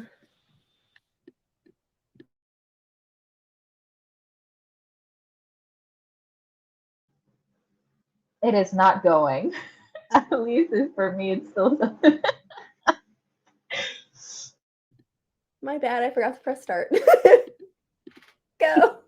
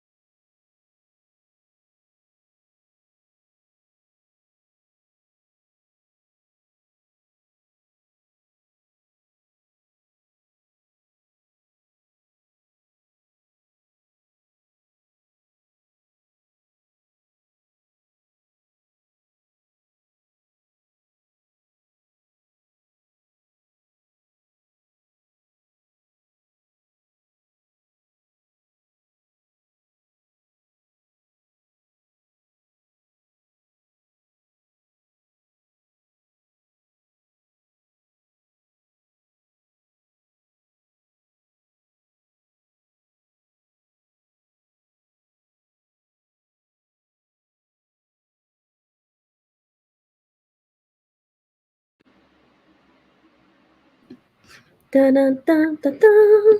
We did it. We did it. I just love your way of coming back Huh? from a reading sprint. Wait, I didn't hear you. What? But I love your way of like coming back from a reading sprint. Always like singing and making it joyful. I mean, I could scream into the mic if that's more efficient. No, thank you. I'm good. Yeah, but thanks for offering. How do we do? Okay, I'm close. I'm close to being done. I'm going to take a break because my brain is mush after working on this for so long. So I need to change up the pace. Might have a snack during our next sprint. Maybe listen to an audiobook. Maybe listen to a little bit of Rent a Boyfriend. Comfort.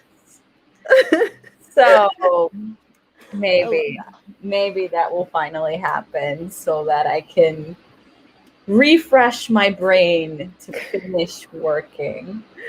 I think I say good. yes. Yeah. I say yes. Especially if you've been writing stuff, you do need a mental break before you look at it again. So, I mean, that's like part of the process to go and listen to an audiobook and have a snack. Because otherwise, you can't be efficient. It's a need to, not a nice to. So, Yeah. I'm right there with you, actually. I think on this next sprint, I'm actually going to do some fun, not work reading too, because my brain is like slowly shutting down. Same. How about you, Cece? I've been preparing my mail. I've been selling a lot of books over the past few weeks. Well, a lot of like I don't keep most of the books that I read, so I unhaul them. But I've also had quite a few like Fairy Loot and Owl Crate editions, and I was like, well, before I go and donate books, let me see if anything catches a good price, because I would like probably bite myself in the ass or something if something is worth like $400 and I donate it. So yeah, I did sell a couple of books for a 3-digit price. Wow. Nice. Now we got to get you a copy of Teaching to Transgress so we can move that into quadruple digits. No, my only like it sucks because I have two people who really wanted the book and I sold to them, but they live in Australia and shipping is like 50 euros, which is like what, like $60, which is insane. So I feel really bad about it. And then because of the way that eBay works, where I usually put these like special editions up, I can only select one price for international shipping. So I can select like, oh, this is national and then this is international. But guess what? We have different prices for shipping within the EU, shipping outside of the EU, but on the European continent, shipping to some parts of the world and then other parts of the world. And so I can't make sure that the right price is shown to the right people. So that's always a hassle. And then people come in later and they're like, oh, I didn't see that for Australia. It's like much more expensive than what it shows. And I need to back out, or I feel really bad for telling them, hey, you didn't pay enough shipping. And I just realized for this one book, I sold it for 270 euros. And they only paid 8 euros shipping where it should have been 50 euros shipping. But eBay also takes a good cut and I'm paying 50 euros in fees. So I'm like, I can't pay the difference for the shipping. Like, Yeah. No. That's Yeah. a lot. It's like I feel so bad for the person because I don't want to be like, I know you already paid so much, but you gotta pay 40 euros more. Yeah. See Especially, that yeah. in this day and age, with the amount of technology and transfer, there should be some sort of automated system where I mean it should be able to tell what server that person is purchasing on and what continent based on their what is it their And it's on their actually cookies their or whatever. profile. I mean, they have their address and everything in their profile. So Right, it's um, preset. actually does exactly that. The only difference is that I cannot manually say, hey, if the person comes from the European Union, then this shipping cost applies. If the person comes from this area, then this shipping cost applies. I mean, I could literally just say European Union, Great Britain, India, Australia, and USA, because that's usually where the people who are bidding on these things come from. So I don't know. It's annoying that now I have to go and back and talk to this person, all knowing that if I wouldn't have to pay these fees on eBay, I would have been able to cover the cost and be like, "Ah, come on, just do it." But yeah, paying 50 euros fees and like for almost $40 out of my pocket for shipping is just not something I want to do. That's wild. Yeah, one of the issues I have with Etsy is that they have this whole thing where if the shop owner is in the US, they put an exorbitant price to ship to Puerto Rico, and literally it's the same postal service. So it is not as expensive as shipping to another country, but they want to charge the price of another country. And I'm like, no, Yep. it makes me livid. Yes. I hate Something it. the system like automatically does, and you can't change it as a seller. Yeah. Yeah. And then the Absolutely. seller has to be aware of it and refund you the money, which is a whole hassle that's like unnecessary. Right. If Right. Etsy would just acknowledge that like shipping costs at least to Puerto Rico are literally the same as within the US. Right. if All it's from the US, territories. it counts. Like, Yeah. It's ridiculous. Etsy makes me mad. Yeah. There's no reason why any of these companies, it's not like they're new companies. They're well founded. They should have the technological ability to make these automatic adjustments without putting it on us normal people, not Jeff Bezos, but whatever. Anyway, Well, we're all coming close to that. So, I mean, eventually, we're manifesting it, Cece. I mean, honestly, I wouldn't even want to, because there's like, honestly, I mean, I love being doing my little YouTube thing, but being that much in the public and having to deal with that much stuff around owning a business, and then having this like online persona that you can't even control anymore what happens around you, and it's like, that's too much. No, thank you. It's like you can't even do anything anymore without being judged, and no, thank you. Can we have a moderate version then? I don't know what the scale would be. So if Jeff Bezos is like all the way up here, we don't want that. No. Nor do we want Mark Zuckerberg. Like No. Minor celebrity status.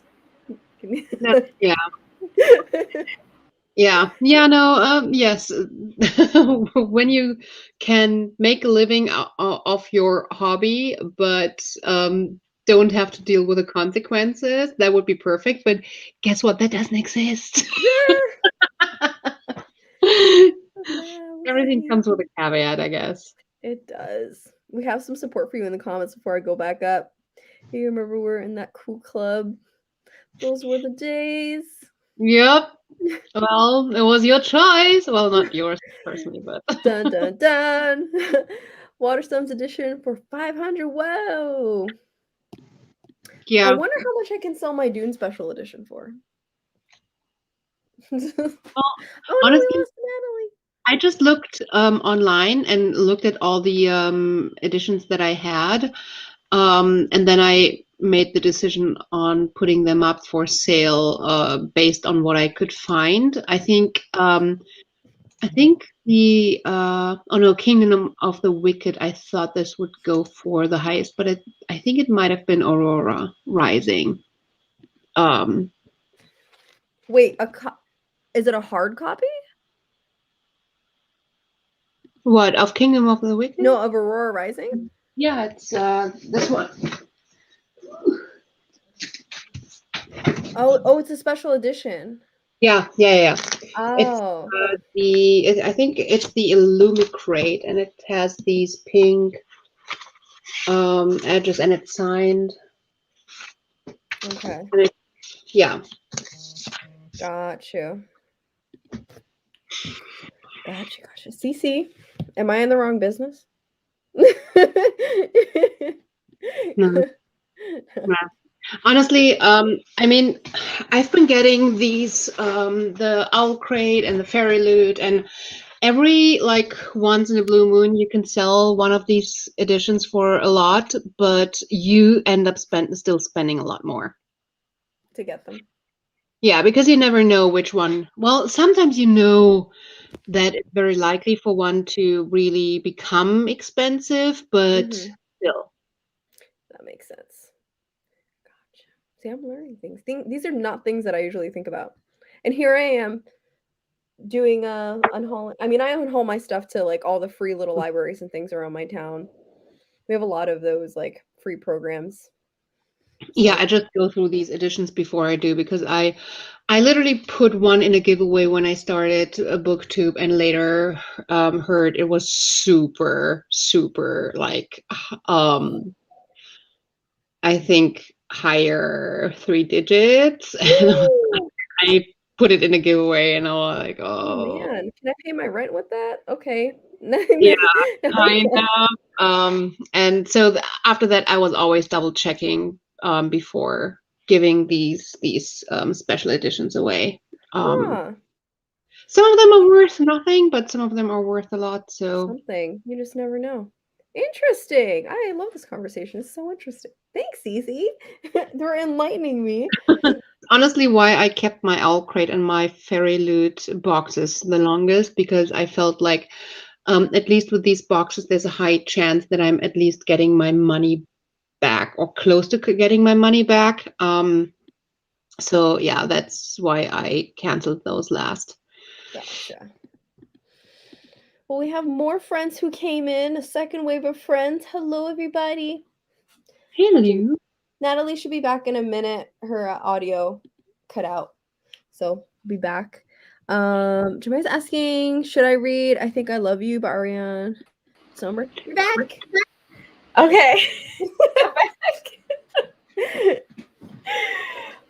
Literally, suddenly, the audio just went pop and just disappeared. I could no longer hear anything, and I'm like, I can see y'all perfectly. Could So hear weird. absolutely Oh nothing. no. That's your computer telling you you've been working too hard. Please stop. Yep. But we're just going to answer this question from Jamia. I have not read either of these. I haven't read I Think I Love You, so I can't judge that. The Cruel Prince, if you're in the mood for like a fairy tale story, then go for it. If you have the Owl Crate edition, then read it and sell it. Staying Based on on the conversation that we just had. yeah, the Owl Crate Cruel Prince edition is the first book that I sold for 3 digits. Wow. I think I got almost $400 for it. So Wow. Wow. yeah. That's incredible. Yeah, I really like the Cruel Prince series, like the whole trilogy. I think it's just fun. Like, if you're not taking it seriously, Yeah. like if you want just something to have fun, I Yeah. think it's a fun series. And if you like a fae, kind of like yeah, and if you like fae, like hate to love, like genuine hate to love romance, you're right there. It's the place to be. very cliche fae, I feel like, with like manipulation. That's the I can't say mood. the word. It's okay, Cece. It's been like Manipulating. 4 hours. Can you say the word for me? Why can't I say it? I don't know. What is the It's one of word? my favorite words. What is the word? Wait. Manipulate? Yes. Why? Manipulate? Manipulation? Yes, I usually can say it. I don't know why my tongue doesn't want to, like, probably it's the fae having put something in my drink, so I can't say the word. It's like, you can't speak ill of the fae. It's like literally twisting my tongue or something. I don't know. Anyways, And yeah, that. then I haven't read I Think I Love You, but I got it recently because like the ebook was on sale for like $2. And I'm like, it's queer, it's contemporary YA. This is my jam. Let's do it. But haven't read it, so I don't know. Yeah. Sorry, we can't help you, Jamia, but let us know what you decide to pick up. Yes. 8 something and read 9 pages. Yay! Success. And Rent a Boyfriend sounds cute. We have support. for It Natalie. is so freaking cute. This is my 3rd book by this author. I think this is her 3rd book, and it's obviously my 3rd one by her because I've read the other 2 books, and I just think she's hilarious and just such a comfort read for me. Who's the author? Gloria Chow. I She's haven't actually known. from Chicago too, which is fun. So Hey. I'm like, yay! Homegrown. So yes, this is adorable. It's hitting right exactly the vibes I want. And that's what we're about to do on our next sprint in a minute. Get some comfort stuff going or keep working, whatever you feel like doing. I should probably be doing the latter, but it's fine. No, you deserve a break. I thank you, Cece. I needed that. I need to. You've been working hard today. Come on. That's true. Someone today selling FL? Fairy Loot. Oh, Fairy Loot. Oh, see, this I'm. Let me check this out. We saw that comment. Oh, Sandy joined us. Hey, Sandy. Hey, Cindy. Hope you're doing well. See you for our sprints next weekend. Passive Edition's worth a lot. Maybe I should be using my staff discount to buy the special Waterstones hardbacks and sell them.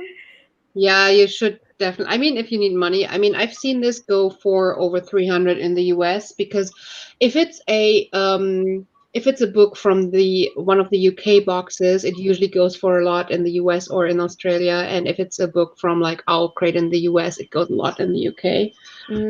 Okay. Yeah. I sold mine through Facebook. A lot of people use Depop. Oh, doesn't take any money from you like eBay. Does that count for international stuff too? Yeah, and does Depop come with like any like safety insurance shit? Because what I like about eBay and all of this is like I got burned by people buying stuff and then claiming it didn't come and raising an issue with PayPal and PayPal being like, oh yeah, you can't prove that it got there, then buy. The money's going back to the person who purchased it. And like it was literally like they bought books worth a 3-digit, like several books, a whole box, and they convinced me to send it not tracked because the shipping was so expensive. I was like, yeah, I'm going to do it, but it's completely your risk. And I have this whole conversation where it states it's your risk to send it, and then they were like, oh, I never got them. And yeah, PayPal just said, well, it was your fault for going and saying okay to this deal. I feel a lot safer eBay behind it, and eBay is also handling now the whole money transaction, which I like as well. Okay. So yeah, is Depop doing any of that? Is there any like safety? Because in that business, a lot of people are trying to rip you off. Got you. See, this is all the stuff. I know nothing about this stuff. So I'm sorry that happened to you, but thank you for teaching me. This is wild. That's really crazy. Like, I can't even imagine my just lying like that. That doesn't even, my brain does not compute. I can't prove that they lied, you know? Yeah. I can't prove. But I was out the books and the money. Yeah. Yeah. I also think that's why a lot of small businesses just go with tracked shipping. Regardless. Like, it's more expensive, but it's like, well, if you want it, it has to be tracked. Mm-hmm. That's how I believe that it got to you. That's what I do know too.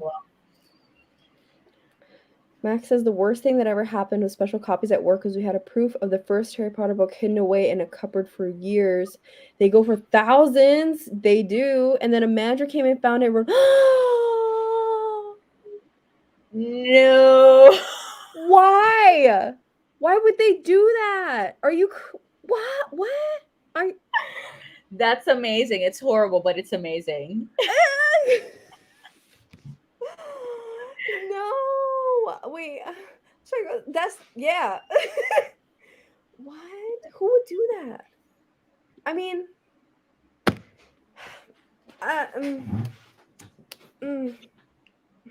Wait, but it was a proof. So was it literally one of those books that you shouldn't be selling technically? Because then I'm all for not making it unsellable.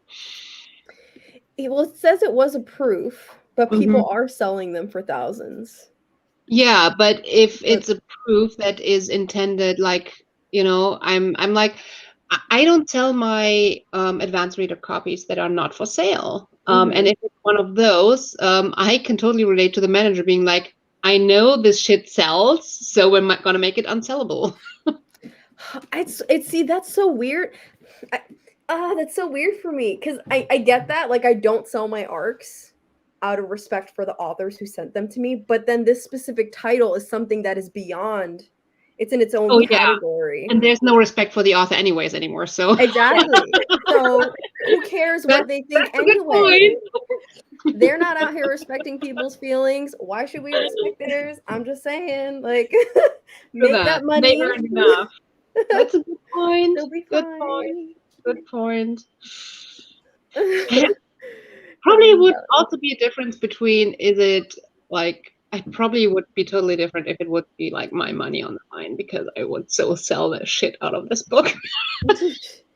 It's like, yeah, if I get the money in my bank account, let's sell it. I don't worry about it. Let's see. I'm not up to date on anything, so don't tell me. I'll just watch it when it comes out. I don't know. Does work internationally, but no insurance. Ooh. Okay, well, that answers your question, Cece. Yeah. Hey, Andrew. Thanks for coming. We're going to jump into another sprint in a minute. I was saying the same thing, but for a 5-year book, it was the only book that never arrived. Interesting. Well, for a €5 book, I don't care as much, but if it ends with 3 digits, I'm just like really annoyed, especially if it's copies where I feel like I have just sold them for less than I could have if I would have waited for the right person to buy it, just because I wanted the room and I just wanted to be done with it. Then I'm like, are they flipping it? I don't know. That's a good question. For Portugal, and pick someone who has EU shipping was less expensive, paid twice in years. But that's okay though. Yeah, that makes sense. Yeah. Okay. Max, that's a war crime against book collecting. That's true, I guess. They're unsellable, but just hurt so bad because the potential. Yeah, I get it. So Andrew's asking what we're reading, which is probably a good segue into our next sprint. Yes. So we were being productive technically this whole time, and he's reading The Hod King. Cece's still being productive, I believe. Yeah, I need to finish an update at work, and I need to finish all of these packages with books before I am allowed to go back to reading, because otherwise I'm never going to do that. And Natalie, are you breaking from work with me to actually read? Yes, I'm going to be snacking and listening to the audiobook of Rent a Boyfriend to relax. I am going to continue reading this arc that I got from the author. It's called Digest. Cannibal, an anthology of fictional stories written by convicted cannibals.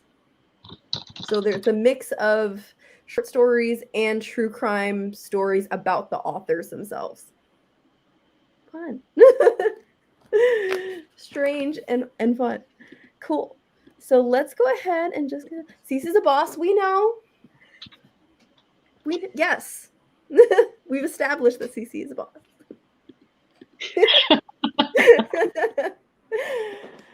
I'm not And sure what sparked this comment, but I'll take it. Social recipe.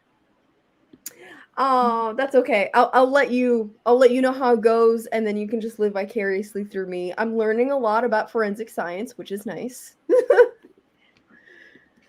Red of Self Lava. Oh, you finished it? I'm jealous. I haven't gotten around to that one. How did it go? Tell me. Oh, I want to raise it. And deal. Got you. Okay, let's jump into our next sprint. I was looking for another relaxing timer. I found this one of jellyfish. That I don't know, might be weird. That sounds. No, I think jellyfish sounds It's- interesting. I mean, I They find them can beautiful. be very like hypnotic. I feel like. I like jellyfish. You do? so Okay, I'm wait, I'll fine. show you. I don't know if this is gonna be like too much for someone who doesn't like jellyfish, but it looks really pretty to me. So I was like, "Oh, this is cool."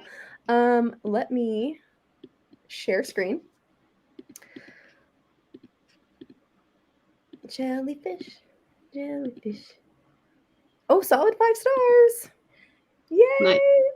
Of course, we expect nothing less from Becky Chambers. Of course. Of course.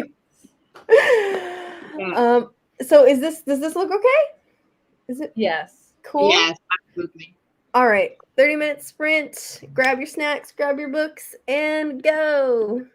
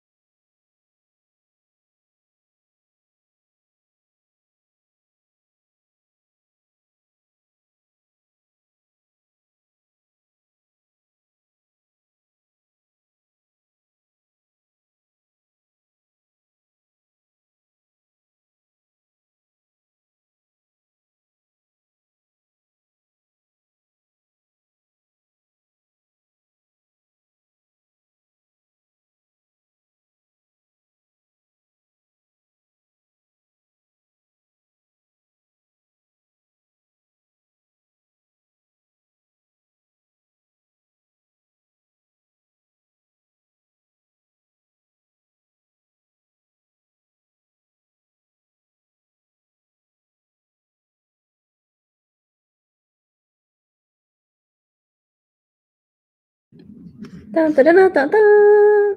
Hey, we're back. Oh, Look you, at Cece. that. Productivity. Almost done. That Love is that. amazing. Awesome. Almost what 1,000 euros in books looks like. Wow. Go, Cece. How'd you do, Natalie? Well, we know Cece accomplished her goals. How'd you do that? Yes, we see that, right? So I listened to 26 pages of Oh. Congrats to Boyfriend, and And I'm living my best life. I love that for you. I honestly think the next sprint probably will also be more of this because I do not feel prepared to go back to college. So my brain is still like, no. We're resetting. Yeah. Wait, we're doing a hard restart. Yeah, I'm hoping I can still at least get started my PowerPoint because I have to do a presentation for my book report. Mhm. So I'm hoping I can do the PowerPoint because I'm only putting like a few quotes on there, nothing major. So I'm hoping to do that. Gotcha. Maybe not the final revision of the book report though. I think I'm gonna give it a break, give it till tomorrow to do the final touches for that. Do you have to write a document and do a presentation, or is this like two different projects? It's the same thing. Like I have to write a book report of teaching to transgress, and then I have to make a short 10 to 15 minute presentation on it. So So you have to condense your gazillion pages more. I mean, honestly, it won't be as hard because I kind of already have an idea of the quotes I want to highlight. So as long as I think I'm gonna highlight like 4 quotes, talk about them for a bit, and that will be it. That makes sense. You can do That's it. what I'm hoping. You got this. If you decide to restart that today, let me know because I might just follow you and feed off your energy. But I don't know if you saw me cackling before. I was jumping around. I was like responding to some messages and then like reading this. Okay, I think I've said it once this year that I enjoy these. There's a subgenre of horror that falls into comedy. And one of the short stories here is that. And I don't know if it's good or not. I don't know if it makes sense. It's like really funny. You guys were at your thing. You didn't see me, but I was like out loud, just like laughing. But at the same time, is it really funny or is it just that weird and ridiculous that I'm sitting here saying, okay, this short story is from the perspective of a zombie, which I love. That sounds good. It sounds good, right? But then the zombie's doing things. And at one point, I'm like, but why does he still need pants? Like, what's happening? I don't know what to say. But I don't know. It's like, anyway, I'll let you know I figure it out. So I think I'm having a good time. My question is it really funny or is it just late? That's a great question too. No, I think it's genuinely funny, but it's funny in the sense of borderline so ridiculous that like what? Right. Like who even thinks of this? So like funny in like an absurdist way. Yes, extremely absurdist. Listen, we have a zombie that is having an emotional moment with another zombie because they just realized that they both got infected from eating breakfast. It's great. It's fantastic. So Okay. So I will continue as soon as I get my bookmark. Okay, let's talk to some friends. I need to show you something super satisfying. Do you understand how satisfying it is to have this package, open it up, and the book just fits perfectly? It's like this package is made for this book, and I'm like, yes. Yes. Can you relate? You can relate. Oh my god, I'm not alone. I feel so good. That does. Just watching you open it was satisfying. Perfect. And it's not made for this, is it? I don't think so. I don't know, but it feels like it should be. It's like perfect on like every level. It's like, oh, yeah. I'm weird, I know. Well, I was gonna say, where can you get more boxes? But if it's just a random box, I order enough shit to have enough boxes at any given time in my home. I just have, like, literally, I was thinking about, I have like the biggest order to fulfill. I'm just wondering which box to take for that, because it would fit perfectly in this debug box, but I don't want to like waste this like beautiful box on somebody who might not appreciate it, because they are just in it for the book and they're not like a Korean fan who is like, oh, that's like a beautiful box with like stuff like from a Korea. K-pop fan. Yeah, right? Like, I mean, look at it.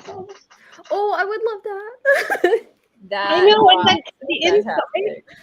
Let me see if you can see that. I mean, it's beautiful like this as well, but it Oh, literally. it's pretty. And that debug means an expression to praise something that is big, positive, and awesome in Korean. Yeah, it's like saying like, "Oh my gosh, that's so cool!" Like, Yeah. So I don't want to give this box to somebody where I don't know. Like, if I would know the buyer would appreciate it, I would give it to them in a minute. But I don't, so I don't want to give it to them. Makes sense. That makes sense. So just hold on to it because it's special. It'll make someone's package extra special. Yeah, right. If I know it's for somebody who appreciates it, but that means I have to find a different box. Well, Margaret says they left to pick up some barley, came back. I'm still sprinting. Thanks. We've been here for 4.5 hours and we're going strong. What fantasy series do you all need an anime of, or movie, or show?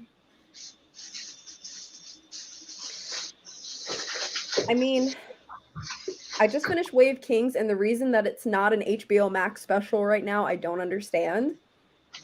So there's that. Right.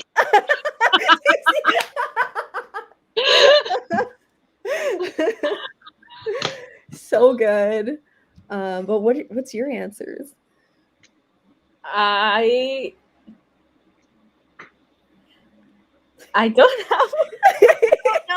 I don't know. Like, okay, part of me feels like this series, like a live action of it, would be really cool because it has like martial arts and fighting and shit like that. I think would be super cool to see on TV.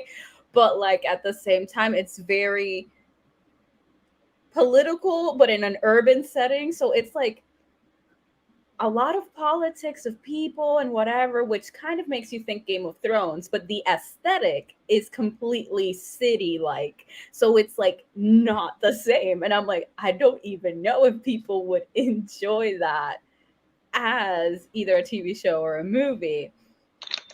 So I think that's the best answer. Valid. I think a lot of people might agree with you on that too, because I know there's a pretty big following around it. I mean, honestly, I don't even know where to start with this one because honestly, I feel like most fantasy and sci-fi that I read and enjoy, I would love to see visualize in front of me. Since my favorite one is like November 19th. It's getting there. It's getting there. It was so awkward. I was watching New York Comic Con, the panel for the Wheel of Time, which I find interesting enough anyway to start with. Like, the show hasn't even been released and there's a panel on Comic-Con. So, but I was watching that while I was at work and I was giggling and being like, oh my God, they're showing something. And I was like, oh my God, people must think I'm crazy. No, we understand you, Zizi. But my colleagues might not. Anywho, so I think there's a few series that I really would love to see, and just just talking fantasy. First of all, the Poppy Wars, I think, would make an amazing TV show. Very much hitting the tone of Game of Thrones. Very dark, Yeah. very Mm. brutal, very adult. And it starts off and you think, oh, I can watch this with my kids. Why is this like rated like 18 or something, you know? And then it hits you. Yeah. I also think that Evan Winter's The Rage of Dragons series would make an amazing movie or TV show. A lot of like fighting scenes, a lot of sword fighting, a lot of battles. I would see that visualized a little bit more in terms of like Lord of the Rings battle scenes. And then, yeah, I just want to see anything Sanderson on the screen. Yeah. I agree with that statement. And this is the second time, I think in like 2 days, the Poppy War has come up in a conversation I was having, and it's just selling me more and more.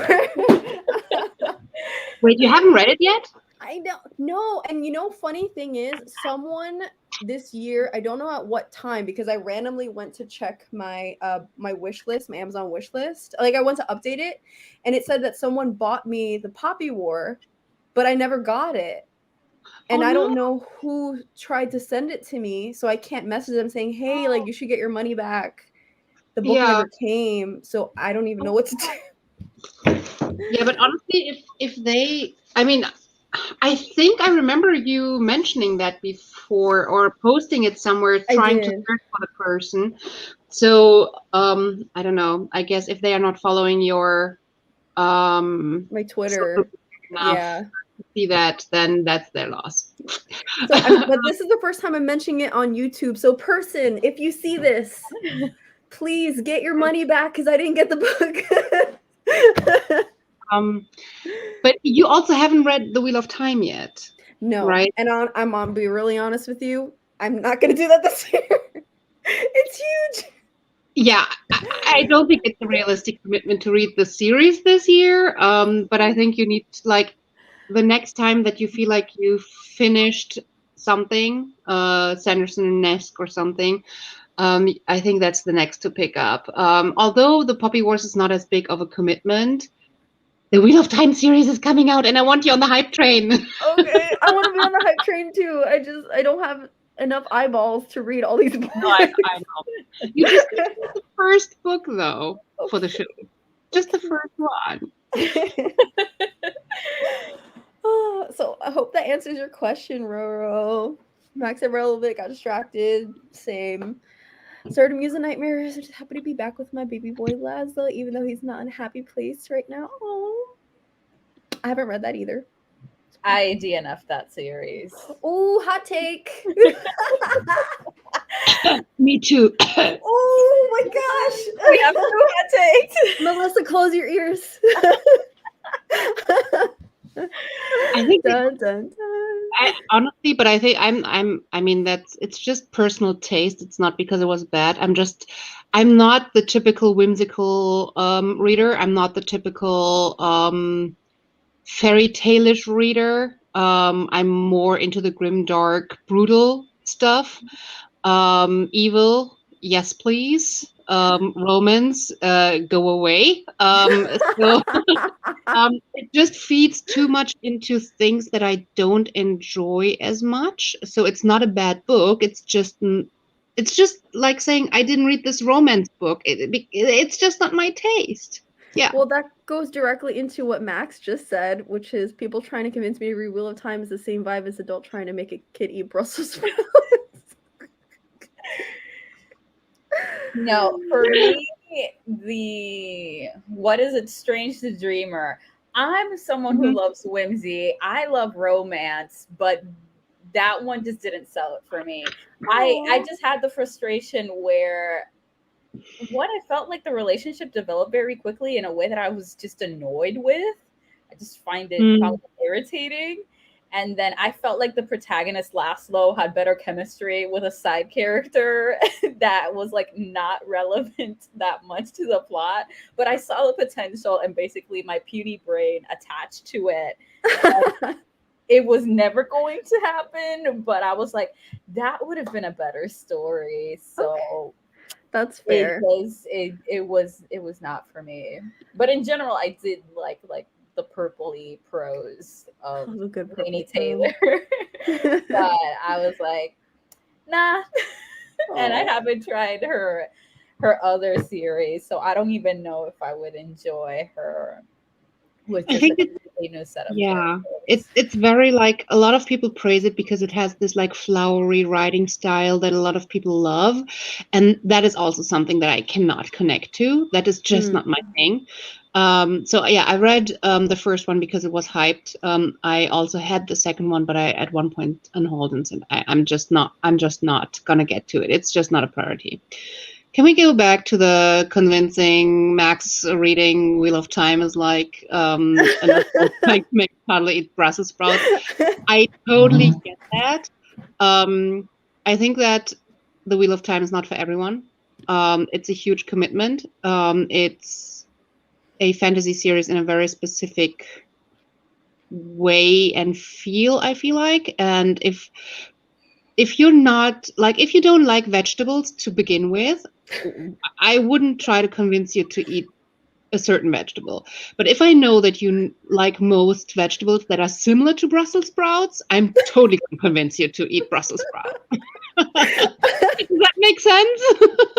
I think, yeah. Yeah, I buy that. I'm definitely though in this band camp of it's like no, there's a lot of like major fantasy series that I'm like y'all keep talking about them, but it's So kind of like instead of I've never- forcing me to eat Brussels sprouts, if you know I like broccoli, give me the next closest thing, which is cauliflower. yeah, Okay. yeah. So what's your reason not wanting to get into it? I don't know you well enough to. For me, there's a bunch of series that fall into like very traditional type of storytelling that is just Mhm. boring to me. Like I know how it can work for other readers, but it's literally boring to me. And it comes back to that also like purple prose thing. I really like my writing to be kind of flowery. It doesn't have to be like I'm not attached to it to the point that like if it's not flowery, I hate it. Mhm. But when when it's too dry, basically like if it's too Right. dry the writing or just very committed to the action and the plot, that is just not for me. I'm like other Yeah. people can enjoy it. That's great for them, but it's just Yeah. not. No, I would have never described the writing like this, but I can see how potentially some people who are not into the slower building fantasy, like it's a slower building fantasy, and I think that's what you're referring to as coming off dry to you, if I'm getting it right.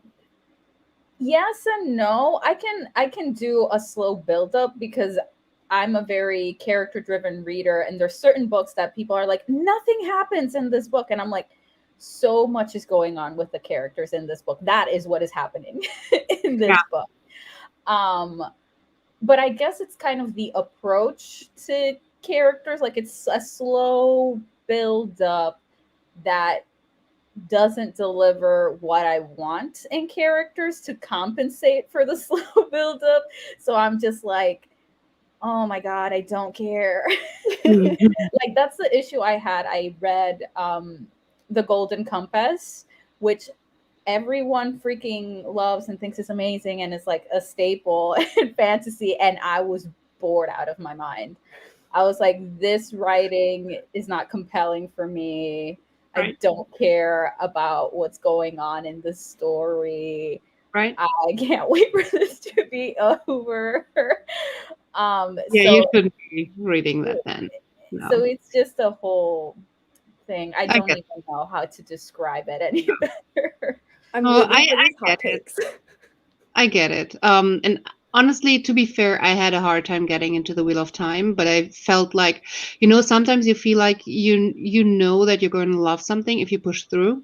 And Mm. it was exactly that for me because I had I had watched a couple of videos being like why you should read it or why you shouldn't read it, and it had all like it ticked all the right boxes. Like I love the feminist take on fantasy. I love the diverse take on fantasy.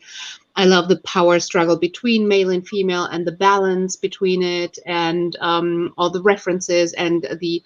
I love that it's putting the I'm the chosen one hero trope and flipping it a little bit on the top, and it's so much there's so many amazing themes in there, and I knew that I would love it, but I had a hard time getting into it because I felt like most of book one is just an homage on Lord of the Rings, and you can see a lot of the similarities, which is completely intentional, but I had to push through that. And then when I started listening to podcasts talking about some of the things that like behind the scenes, or some of the things like, oh, why is he writing it like this, or why is he writing it like that, open it up to a whole other level that just made it become genius to me.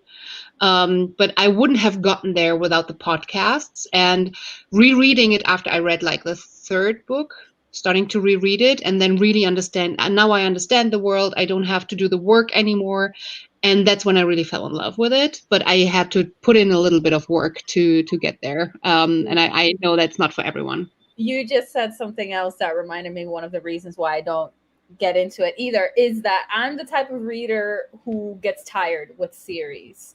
I'm like, I can do a trilogy, maybe 4 books, but with those big all-encompassing series that go on and keep building, I just lose interest. I'm like, I know a bunch of readers out there are happy that this is going on for eternity, but I would like closure. I would like to be done with this world and move on to something new. I get that. That's also me. So like I can even love a series and then suddenly smack in the middle of it be like, I'm done. It's still going, but I'm done. I feel like I've invested so much time. If I'm at that point where I'm in the middle of a series, then I have to already love it. Otherwise, I wouldn't even be there. Yeah. But also, like, I've invested all this time. I need to know what happens. Well, I feel like with like epic series that are as big as The Wheel of Time, it's something different because usually you have like story arcs that are going up and down, and I feel like after the third or fourth book is a place where a lot of people stop because one of the major plots is coming to a point where it feels like a good exit point as well. So you could, similarly to how Sanderson writes in the same on the same planet but in different eras, it's like it's not necessarily 100% like that, but it feels a little bit like closure, and then people jump off. But yeah, no, I'm going to continue. I'm in love with that series now, and I think if you enjoy a book like The Way of King, that style, that writing style, then it's quite likely that you're going to enjoy The Wheel of Time. It's not guaranteed, but I think it's quite likely. Okay, so I might like it if I pick it up. No guarantees. Yeah, you might have We to know do the Natalie's same not work picking it up. that I had to do, and I'm not sure if you're going to be willing to put that work in. So let's see. But you We'll need see. to try. I'll try. I promise I'll try. I just am not promising when I'm trying. That's fine. There's enough people on the hype train with me, so Yeah. I'll message you at some point next year. Like, Cece, I'm finally jumping on. Give me the animated adaptation of Clem. Okay, so I'm pretty sure Max mentioned this. Is this the manga that you mentioned to me like over a year ago, and I immediately added it to my TBR? It's a horror, right? Let me know, because I've been meaning to get into that. Also, CC, that unboxing was very unsatisfying. Further confirmation. And yeah, original OG fairy tales are yes. Absolutely. But give me the original and not the whimsical La La Lululand. Sorry. For me, I like the range. I can do the La La. I mean, yeah. And the dark version. I like both. I'm like, just give me evil and I'm good. it's funny because like if okay, I since I know both of you, like I can imagine you're currently reading piles, and I see CC's being like grim, dark, fantastical, maybe nonfiction, science fiction, like right, and then Natalie's over here like happy butterflies, and then death. literally this book and another one I'm reading, they're both kind of romance, but this one is like wholesome, sweet romance, and the other one is like toxic relationship. You desperately want the main character to leave, and it's like disturbing. And I'm like, yes, this is my happy place. This duality. I feel like you read everything that I don't. But which is a good thing. So I love mean, that. every And I book love that. somebody, you know. I love I that read so much. some of the fantasy you just a smidge. I dabble. Ooh, somebody just paused hoping stuff isn't getting any blowback on that rant. Okay, so it's actually going well. We're referring to my Dune rant, I'm assuming. I only got one hate comment so far. I actually got a really nice comment from someone, I think it was yesterday, who said very nicely, this is my favorite book. I disagree with you, but this was a great video, and like I love you for making it. And I was like, thank you. That's very, very fair. Those are the comments we want. Like I literally Yeah. got one too in a similar video that was kind of like, well, I see it this way, but I understand where you're coming from. Yeah, that's fair. And I'm like, yes, this is what we want. By the way, that video of yours is probably haunting me because I so want to watch it, but I haven't finished reading Dune yet, and that I need to complete that first before I can watch it.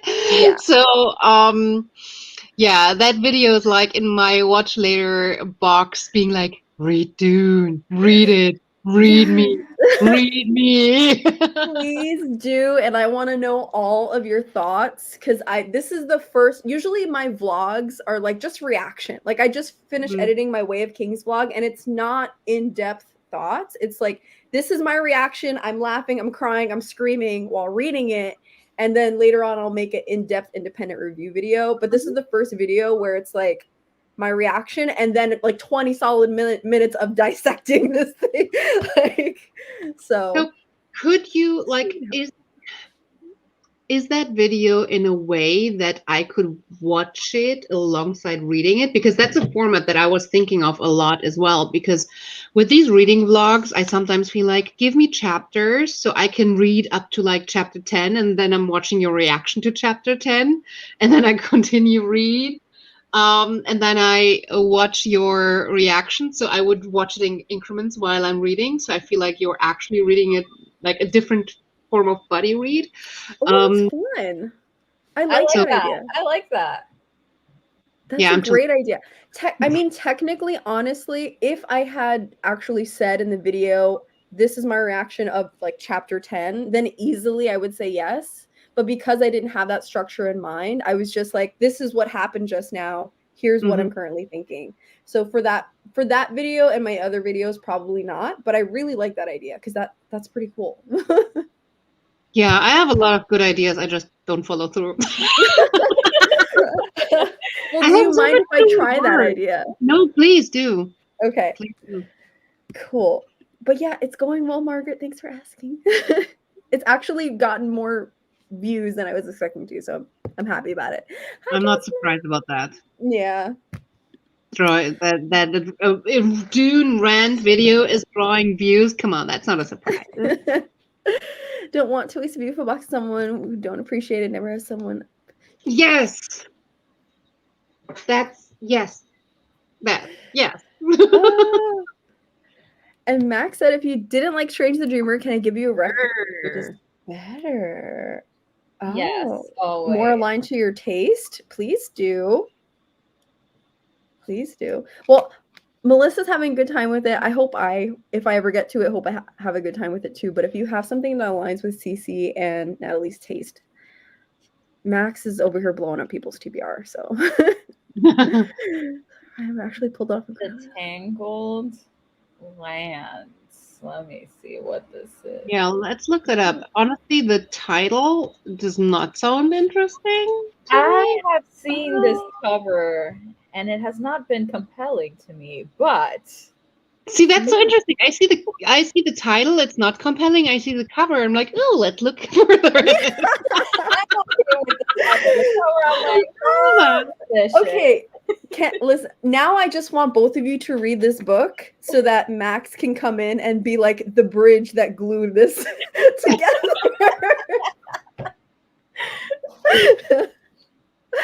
Oh, Natalie, we should both read this and do the video idea that I just mentioned. After agree after certain chapters to film a video, and then we'll combine the videos. Oh my god, that sounds amazing. that'd be so fun. I watched that in a heartbeat. Oh wait, I lost my space. Oh, where am I? Back to the time I read 1 3 times at different ages. Book 2 1. Read a series that gets 6 book. Oh. I mean, technically, we don't know how many books, or maybe it's just me. I don't know how many books are going to be in Way of Kings. It might be longer. Are we already in it, Max? I don't know. But I think Max gave it a good shot. Yeah, I think so. and the Wheel of Time does not get good 6 books in. It gets good 2 to 3 books in. As I said, the first one is an acquired taste because it's so much of an homage to Lord of the Rings, but it's a lot of stage setting. It's a lot of getting into the world, understanding the system and everything. But if you're not hooked by book 2 or 3, then the series definitely is not for you. So you tried book 2, and if you're not motivated to continue, you gave it a really fair shot. So no, not for you. Are you going to watch the show though? Are you going to watch the show? And if so, I'm so interested what you're going to think after watching the show. That's a good question. Also, not Muse of Nightmares hate. No hate. I didn't read that one. And I think we clarified it's not hate, it's just not taste. Yeah. It's just dislike. It's just dislike. We're not trying to break anyone's hearts. Wait, what's the first book? That's a Strange and the Dreamer, right? Yeah, that's the one you guys talk about. Yeah, okay. And that's the only one I read. I finished it and I was like, I am not picking up the sequel. I'm absolutely not interested. No. Wait, so Margaret, is that a favorite of yours? Is what it sounds like. Or you might, or if you're more plot driven than character driven, then you're not really okay. So what you guys were saying. Same for me, Natalie. Series fatigue. Yeah. I get that. It's honestly kind of what's happening to me with Leigh Bardugo. She keeps writing in the Grisha world, and I'm like, no, I'm done. I'm like, let's focus on the Ninth House world. I'm ready for that. I mean, honestly, I think I only can stick to continue to read in these series because I read so much. In Relation, it's like every 25th book, maybe 30th book, I go back to that series. I have so much in between that I'm not getting to that fatigue stage. I could not only read in one world. So yeah, I think that it just needs to be in relation to having other stuff. That makes sense. Which is why even though book 2 in Way of Kings, which is this month's pick, I have to read. I just need a break before jumping right into book 2, which is why I'm trying to read other things for other book clubs so I can get that cleanse. Because back to back being in the same world is a lot, and then it all just blurs together. Side note, Steph, I saw a kitty paw. You did? Okay, there's one here. She's trying to tell me something. I don't know what you're saying, my love. But you can come say hi. You want to come say hi? It would not be a live stream without a kitty. That is true. Making an appearance. This Margaret, is Bean. while getting kitty. Hi. Say hi. Or not. Okay, bye. All right. What? I haven't heard like I haven't looked into the book, The Tangled Lands, or anything by that author. So, do you want to elaborate on that? Should we stop our plans of buddy reading the book and filming? Ah, well, Max says the wind-up girl wasn't amazing. The female characters and Tango Shines are where. Huh. Interesting. I see. Okay, so now I'm more curious on what you will think. I don't know. Dun dun dun. Maybe this might be something that we'll have to go and like look at a bunch of reviews and see what the consensus is, and decide if it's still up to you guys. Yeah, I get what you're saying, Max. I'm super scared of exactly that part. I feel like they're pumping so much money into this, and there were really good parts of the trailer. And actually, I loved the scene that was released in Comic-Con a lot more, but especially how the one for like the magic was visualized felt super cheap and disappointing to me, especially with the amount of money pumped into the show. And if you're fuzzy about that, that could be a really big turnoff. I'm super scared that it's going to look cheap because of that. I haven't watched it, so I don't know. But I was watching your rant review the other day, Steph, and my husband was like, "Oh, I ordered that book for you," and I couldn't stop laughing as his face dropped when he realized it was a rant. Oh, the poor guy. I'm so sorry. Hilarious. I love that. Oh, that's really funny. Oh, but that's so sweet that he got it for you, though. Well, please, if you still decide to pick it up, let me know what you think. If you end up loving it, then I love that for you. Just let me know. See, I still expect to love it. Good. I'm glad. Like, go in with a positive mindset, and Absolutely. And hopefully you'll enjoy it more. There's enough people loving it. There must be a reason for it. So yeah. Steph is like, no. Okay, so I see why people love it, because the ideas are solid. And I think that's why I gave it 3 stars the first time, is because it's still kind of ahead of its time in the concepts and idea building. But for me, just because it's a solid idea is not enough to make up for everything else. Yeah. So I feel like that's where gets kind of muddled. I'll be right back, y'all. Yeah, go ahead. We're gonna probably jump into another sprint in a minute because we've been talking for a while. So, sounds good. And yeah, that was so thoughtful. For you. I'm binging series. If I'm enjoying the books, I'd rather dive in and read it to the end. Otherwise, I won't be able to focus on something else. I wish I could do that, but I can't. I just have such a crappy memory. That's what, like, I just got this one. I loved the first and the second book.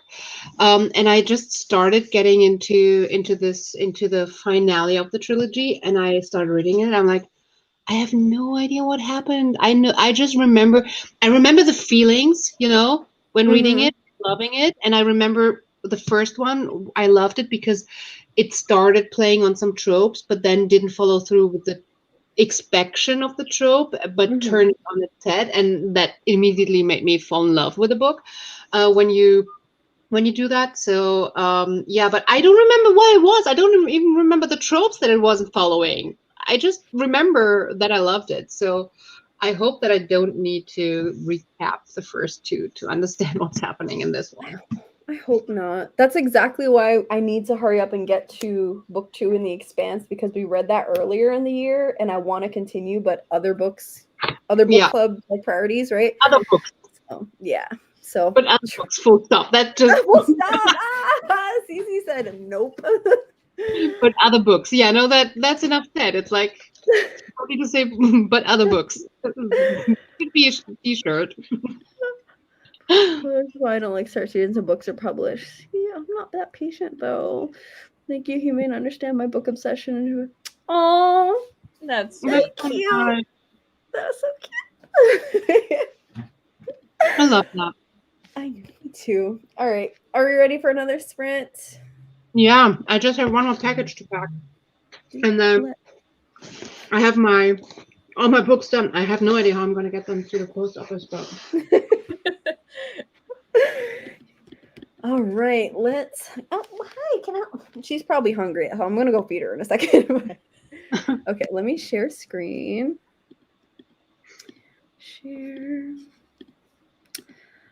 All right, ready, set, go. Happy reading. Oh, wait, that's a commercial. Wait. Oh, I can't skip it. Wait, no, it's not. What is this? I was like, mhm. Oh, there it is. Okay, never mind. Okay, bye. Happy reading.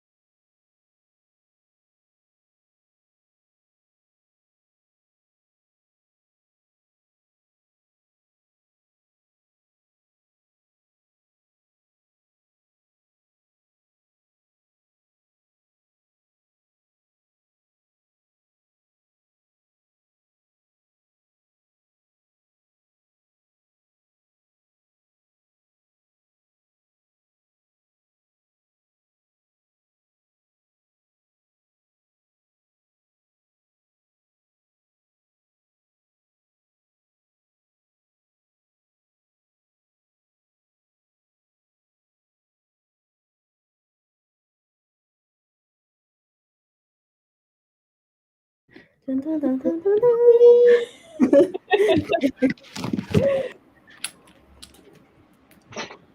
I'm running out of jingles, you guys. That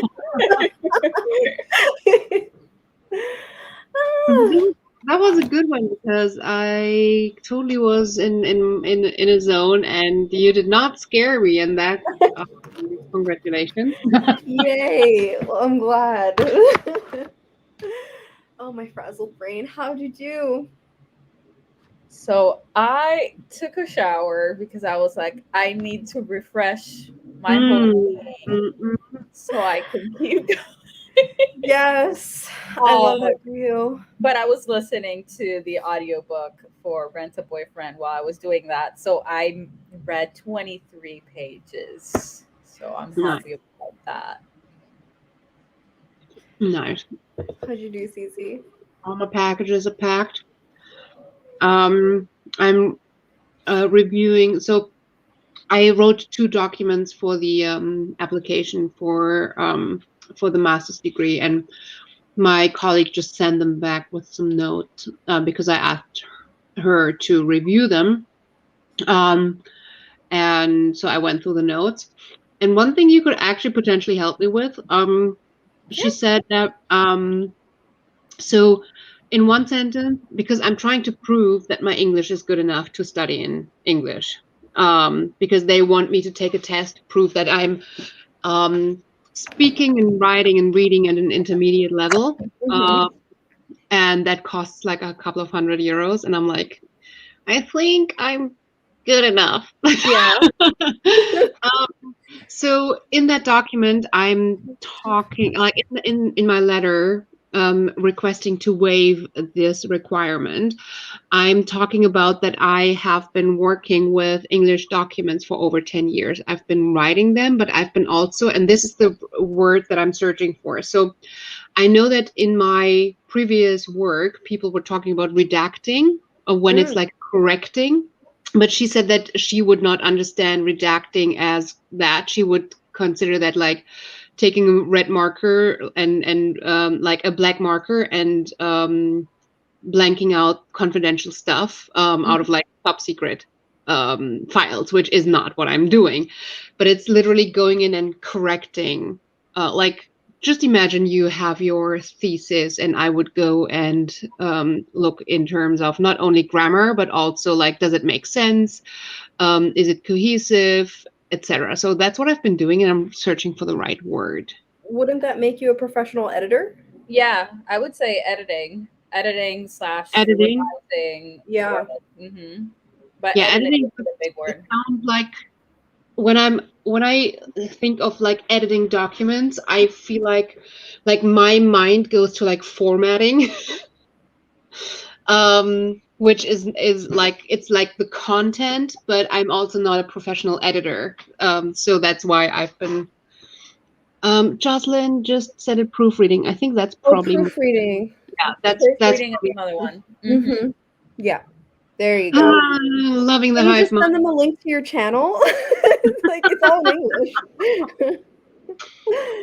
Honestly, that doesn't compare to what I do at work, because that's very like casual, and I don't care much about what I say and how I say it. But it's, they're saying, hey, you need at least a B1 because you're going to be working with like academic text, etc., which is a different level. I'm like, really, B1 for like that level? I think B1 is actually not asking a lot of language skills, to be fair. So, I don't know what B1 is. Is that like lower intermediate? Yeah. Okay. So I mean, A is beginner, B is intermediate, and you have B1 and B2. And then C1 is almost like, it's like super fluent, and C2 is like proficiency on a native level. And the last time I took a test was in 2009, and I was between C1 and C2 at that point. And like, my skills have improved so much since then. So yeah, B1 is far from that. Oh, guys, I'm sorry. I'm getting an unexpected important phone call. 60 seconds. I'll be back. Apologies. But I would When- also say, like, it's also completely valid to use one word and kind of elaborate. Like, say, oh, I've edited text doing blah, blah, blah, blah, blah. Or I've Mhm. proofread text in this capacity. Yeah, I don't want it to become too like big, but I think you're absolutely right. I think the exact sentence is like I'm saying well, it's not officially working in an English speaking country, which is one thing. Like you can claim to waive the English proficiency test if you've been living or working in an English speaking country for a while. And I'm saying, while it's not officially working in an English speaking country, I've been working in a mostly English speaking environment for over 10 years. I've been writing and proofreading documents in the English language, creating and running presentations, as well as reading, understanding, and filing official documents. And then with my move to a regional position in 2017, the environment became exclusively English. Since then, my colleagues, line manager, mentors, and coaches have only been speaking English, and I have also started coaching, mentoring, interviewing, managing projects, and running programs in the English language. I think this is, That's great. I think that's great what you have right there. yeah. I heard the end part, and it sounds like from that message, do you really, that should be evidence enough? Yeah.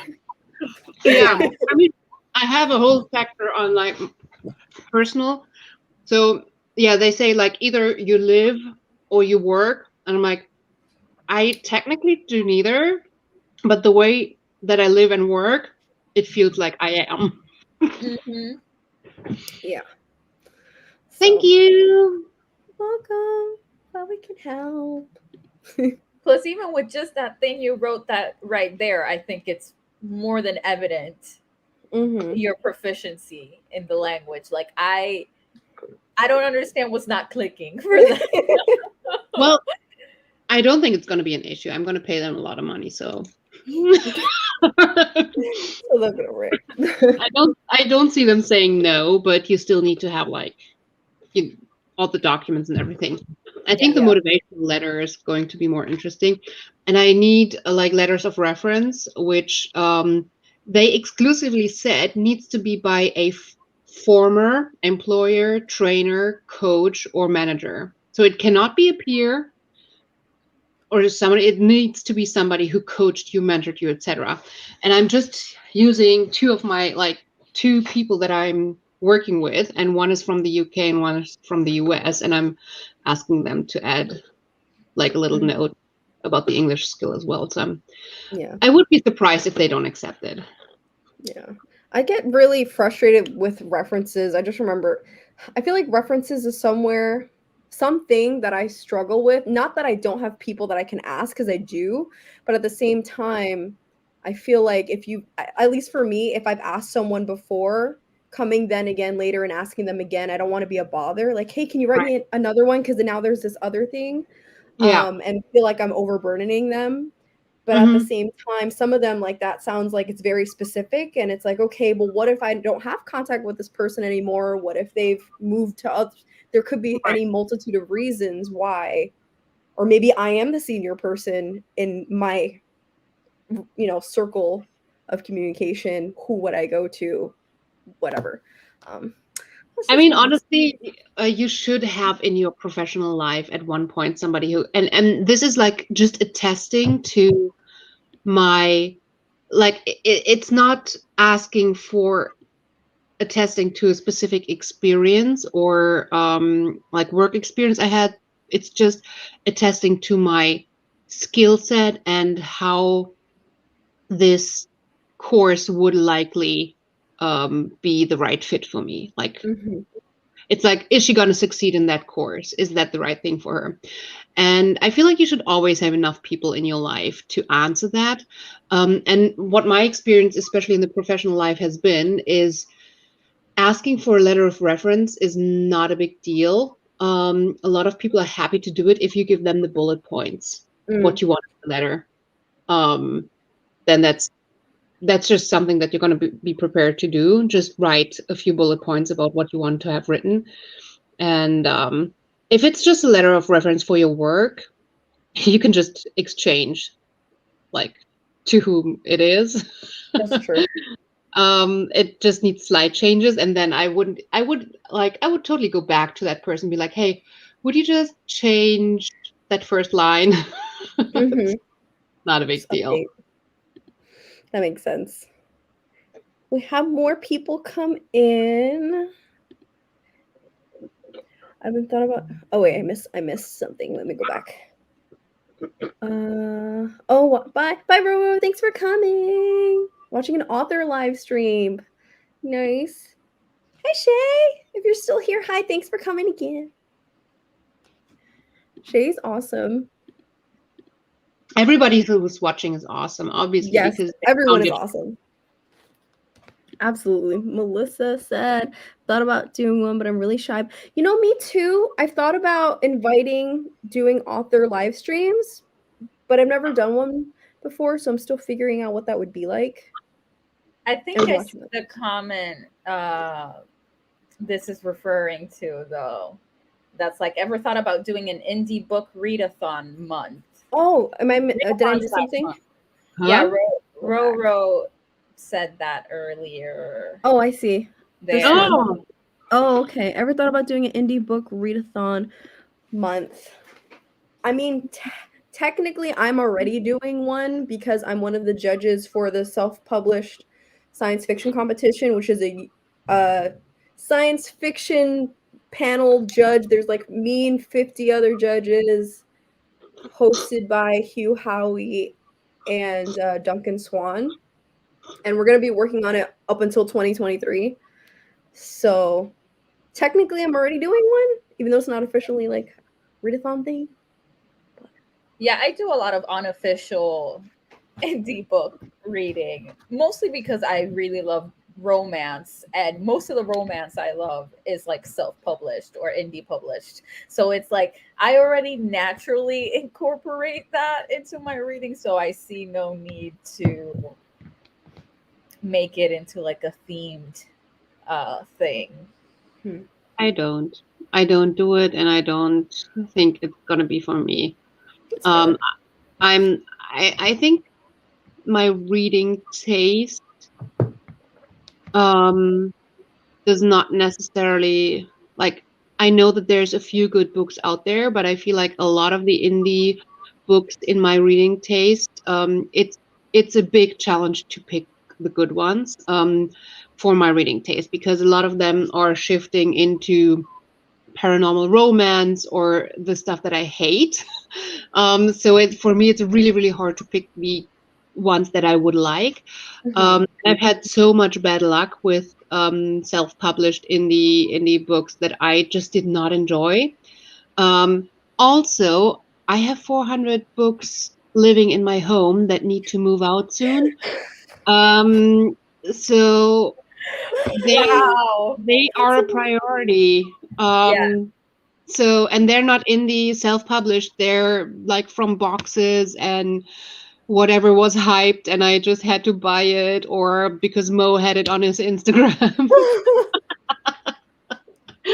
I'm all for like good, like if you have a good indie book that you think that I would like, I'm happy to give it a try. But right now I'm staying away from intentionally looking for indie books to read, because I have so many others already, and all the reasons I just mentioned.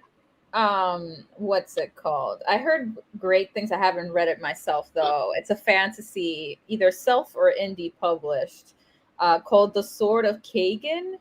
Heard of that? Yeah, it's really popular.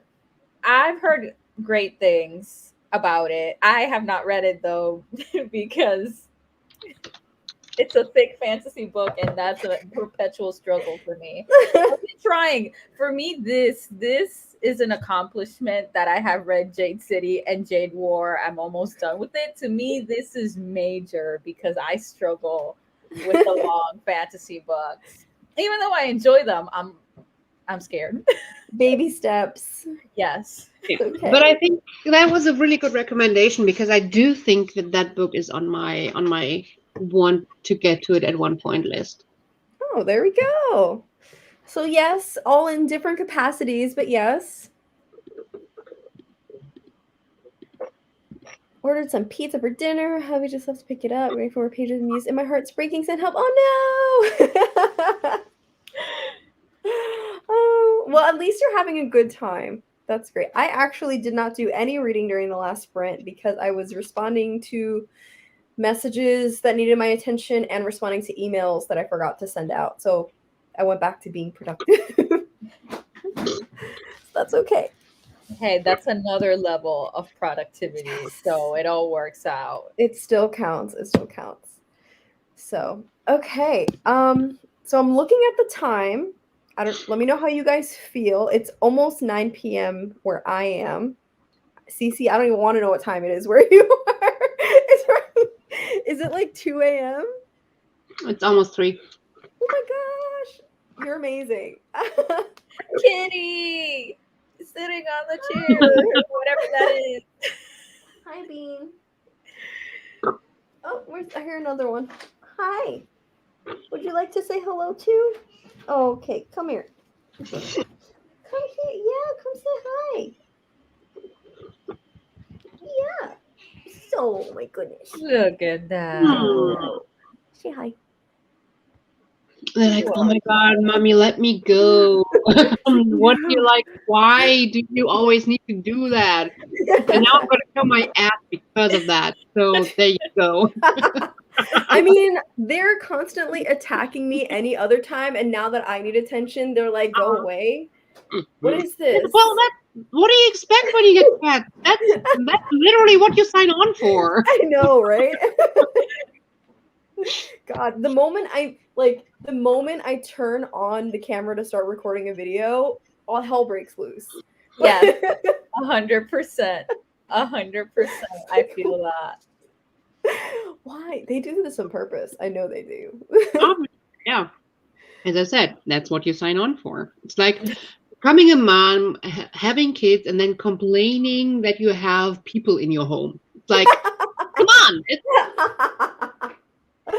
Oh, You great. signed up for it.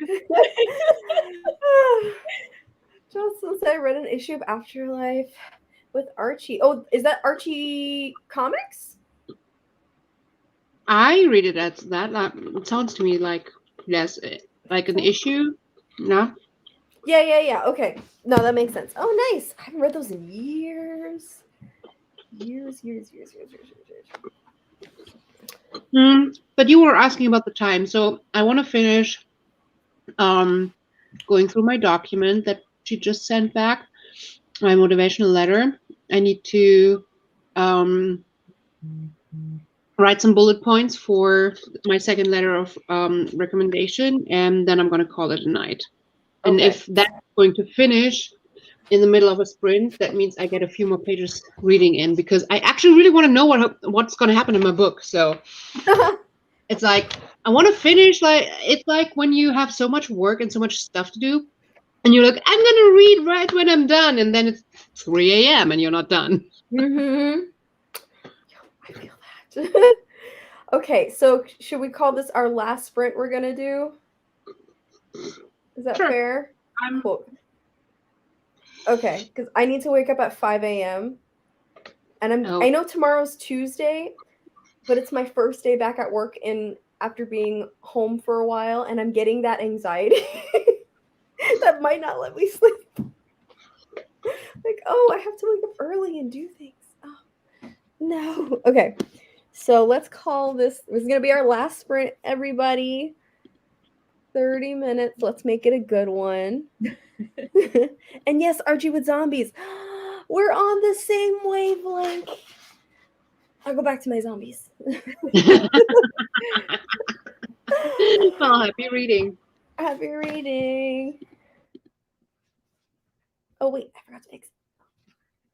No. Oh, what's this?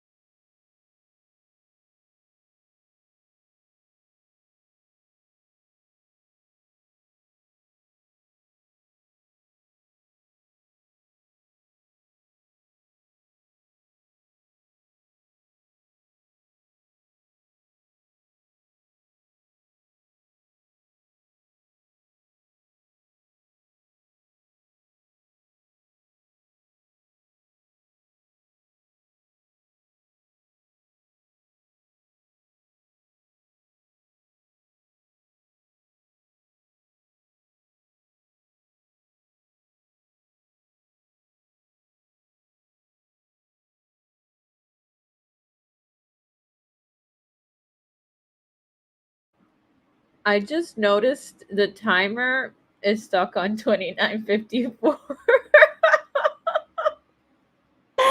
Wow, this whole time, as you can tell, I wasn't paying attention. Right, I only just noticed because I was like, wait, I need to do a word search in this ebook, and I have to close this window to do that. So then I saw that our timer was. Wow. Thank you for saying something, because like I have that on another screen, so I don't have it up on my main screen. I'm just sitting here like work, like reading and whatever, like la la la la. I mean, honestly, I probably would have just kept going and going and going until I was done with what I'm doing, and then be like, "Oh wait." Oh no. Okay, should we just start the clock now? I'm good with that. How are you doing, Cece? Oh, what a mess. We Oh, can't hear you. At your least I mic's can't off. hear you. Yeah. Oh, yeah. Let's. I still have enough work to do. Like I'm still working on my letter, and I think I still have enough work to do for another 30 minutes. So let's go. Okay. We're Okay. starting over. Cool. Take two. Remember to put it on the Frustrating screen. for so long. All right, let's go. Hold on, I'm gonna share. Oh boy. There we go. Okay. There we go.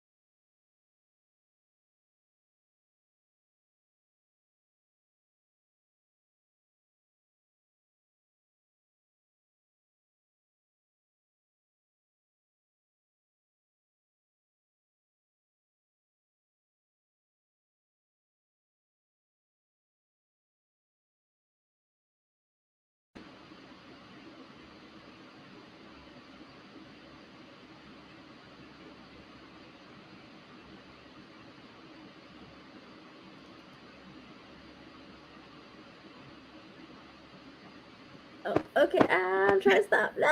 Okay. too many screens happening. Okay. Hey. Oh my gosh. Oh, how'd you guys do? I made my PowerPoint for my presentation on the book report. I'm happy about that. I mean, it was super simple, so I knew I was going to do it fast. I'm like, I'm just slapping some quotes on there and calling it a day. But I'm still happy about it. I'm And I happy put it- for you. the reference in MLA format, which is important. Beautiful. Um,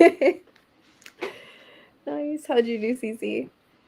I'm done with my like bullet point requests and everything. Just doing my final read through the motivational letter, and I need to figure out how to sign because it's not something that I'm used to doing. Because in Germany everything requires a wet signature still, so I'm not used to doing like an online signature thingy. But I think that this is enough for this, and I have to figure out how that works. So, but I'm probably going to do that tomorrow because it's getting really late. Yeah. yeah. But honestly, this was so good and productive and helpful. And I feel like if I actually do start studying, I want this study group to help me get through it. Yeah, absolutely. I mean, to be honest, I've been thinking about it a lot. Other than I have a bunch of book clubs this month, but I really want to do productivity and just reading live sprints more. Yeah. And I feel like doing them during the week after work when I'm gonna be like working anyway just makes a lot of sense. Yeah. Because it's more motivating to like chat with you guys and just chill with everyone and actually follow through with the Pomodoro technique, because if I'm left to my own devices, I'll just keep going until I burn out. Yep. Yeah. So, No, lately I've been really good at it. Like I set my timer and I look at the time and I'm like, okay, 5-minute break now. Scroll through my phone. All right, another 30 minutes. oh, I just feel like good. I can't, when I'm doing the Pomodoro method alone, the break doesn't feel like a break. Same. That's how I feel too. So, oh my, I see you're so organized. I need that. Yeah, but I feel like that too because when I'm by myself, there's no accountability. So I'm thinking, oh, I'm already in the headspace. Let me just fast forward to the next like video section start and just keep going. But with friends, or It's also something different if I am looking at my timer. Oh, is the time for my break up? It feels like another like chore to look at the timer, and I usually end up spending it running on like to the bathroom, getting something to drink, and then while I'm in the kitchen, I might just empty the dishwasher real quick. So, and then coming back to work or study doesn't feel like I really took a mental break as intended with the method. But when I'm just chatting for 5 to 10 minutes, and I feel like I'm getting a little bit better on my channel when I'm doing the reading sprints to really stick to between 5 and 15 minutes of chatting, so it doesn't like get to like more chatting than actually working. Yeah, just chatting with somebody for a couple of minutes really takes my mind off what I'm concentrating on, and that actually increases the efficiency then. Absolutely. Because if not, then I'm even still thinking, like on the break, I'm still thinking about what I was still thinking about before the break. So it's like, what? But so I'm doing reading. But Okay. if we're chatting about books, or if we're chatting about something completely differently, then your mind is taken off that topic. Right. Instead of when you just go grab a new cup of tea and think about, I could just load the washing machine real quick. Then your mind is still going to be on that topic. It's not a break. It doesn't feel like a break when I do it So yeah, For me, it takes a minute though. Like when we first started the sprints, I literally, like, every time one ended, I was like, wait, I'm still thinking. And the conversation kept going, and I'm like, oh, wait, this other thought. And literally, if y'all saw me looking away, I was writing down thoughts that I was so Do having. you feel But like I need to keep. do you feel like extend from 25 to 30 minutes made it better? Maybe. Yeah, for I me, feel like it did. at least for what I was trying to accomplish, yes. I was able to more easily, okay, now it's time for a break. And Yeah. but then technically that's the time length I normally do is 30 minutes, not the 25 or less than that. I usually do the 30 minutes. Mm-hmm. So I guess I've already trained my brain to be like, okay, Eventually. time for a break. So yeah, I'm gonna try to do these more often during the week. So anytime you guys want to jump on, or if you're like, hey, even if I don't have one scheduled, and you're like, hey, you want to be study buddies? Like, if I'm free, I'll jump on. I know CC, you do them on Sundays. So yeah, so I gave up for today just because I lost interest. It got really okay. This is gonna sound no, it makes total sense. It does make total sense. Okay, it got really gory, which, duh, right? But it went from exploring the idea of following the zombie's perspective to just it wasn't even gore for shock value, I think. I don't even know how to describe it. Is there a term or way to describe when a trope goes from being a trope to being the foundation of the story, or something more than a trope? Does that make sense? I think I know what you're saying. Yeah, but I don't know. it's like, but it feels like it's more than a foundation. It's like all the story ends up being about. Yeah. I feel like that's more than the foundation. It's like taking over, and there's not enough other, like, it's lacking. I can't. It's no longer a story. It just feels like someone said, here's a PowerPoint presentation of every possible way that you can include gore in a story. Enjoy. And I'm like, I didn't want a buffet. I just wanted. I was like, my mind kept going to like, there's not enough meat on the bones, but knowing what you're reading, it just feels very wrong. Dish. No, I think that makes it even better. Oh, great. Yeah, I don't know. It's one of those things where it's now crossing into, when you read something, and I know that just because a certain plot point or narrative device is being used does not mean that it directly reflects the values of the author. Mm-hmm. But it's very clear that is all this person thinks about. Mm-hmm. If that makes sense. And it's logical because of who the author is. But I thought you were writing a story. Yeah. Like, it's no longer a story. It sounds like you're just telling me your daydreams of your goals in life. That's nice. I don't know how to explain this. Again, knowing what you are reading, this description is very disturbing, but very true. Yeah, I don't know. It's still fantastical. I mean, I don't know. So I feel like it's at least achieving the part of disturbing you enough. And I feel like that's an achievement, to reach that level of disturbing a reader who gravitates towards this type of book. Yes, like this is my genre, and I'm disturbed, but I'm not. I'm not having a fun time.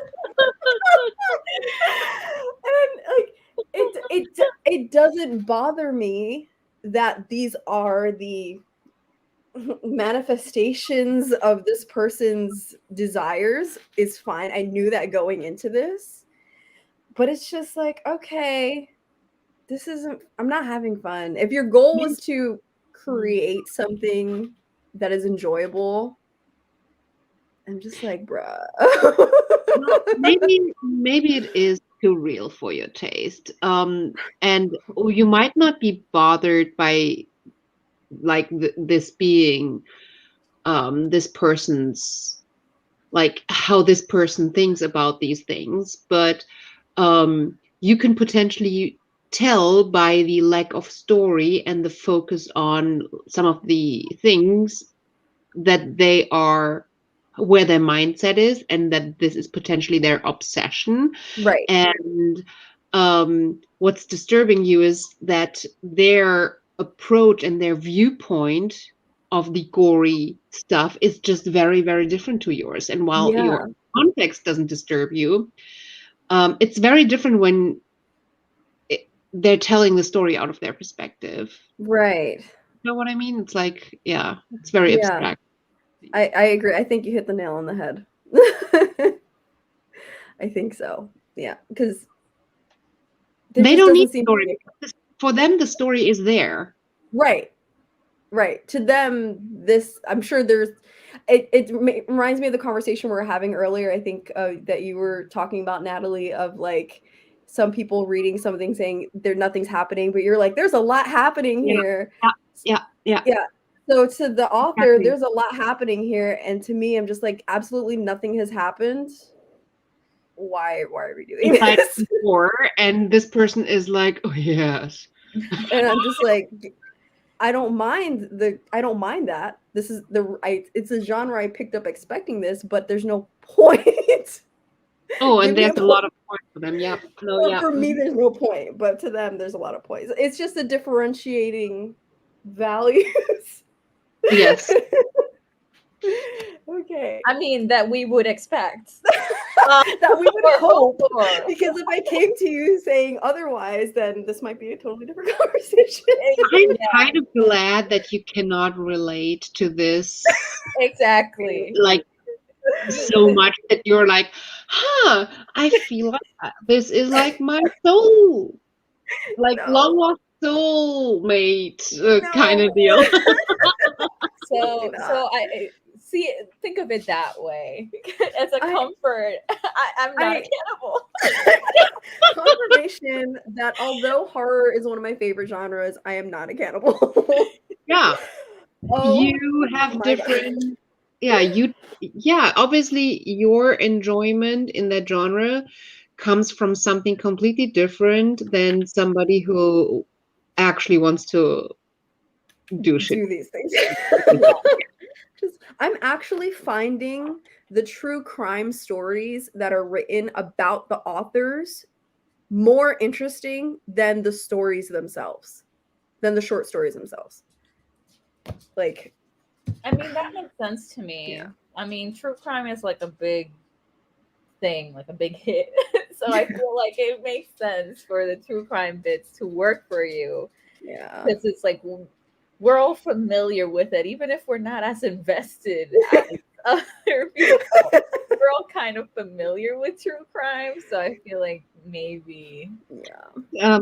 Super interesting. The book that I'm reading right now referenced true crime and how true crime is really devastating and horrible, that true crime is such a hit to like victims' families, and how they potentially have to go through the trauma over and over again because people are enjoying hearing about something that traumatized them. And I never really thought about it, but it was like, oh shit, yeah. Ooh, that's true. I haven't really thought about that. I always just, I guess, assumed that if a true crime story is being made or documented or made for like mass consumption, that there would have been some sort of agreement with the victims to say, hey, we're going to do this. Can we have your consent? Yeah, but honestly, And is that even Give- enough?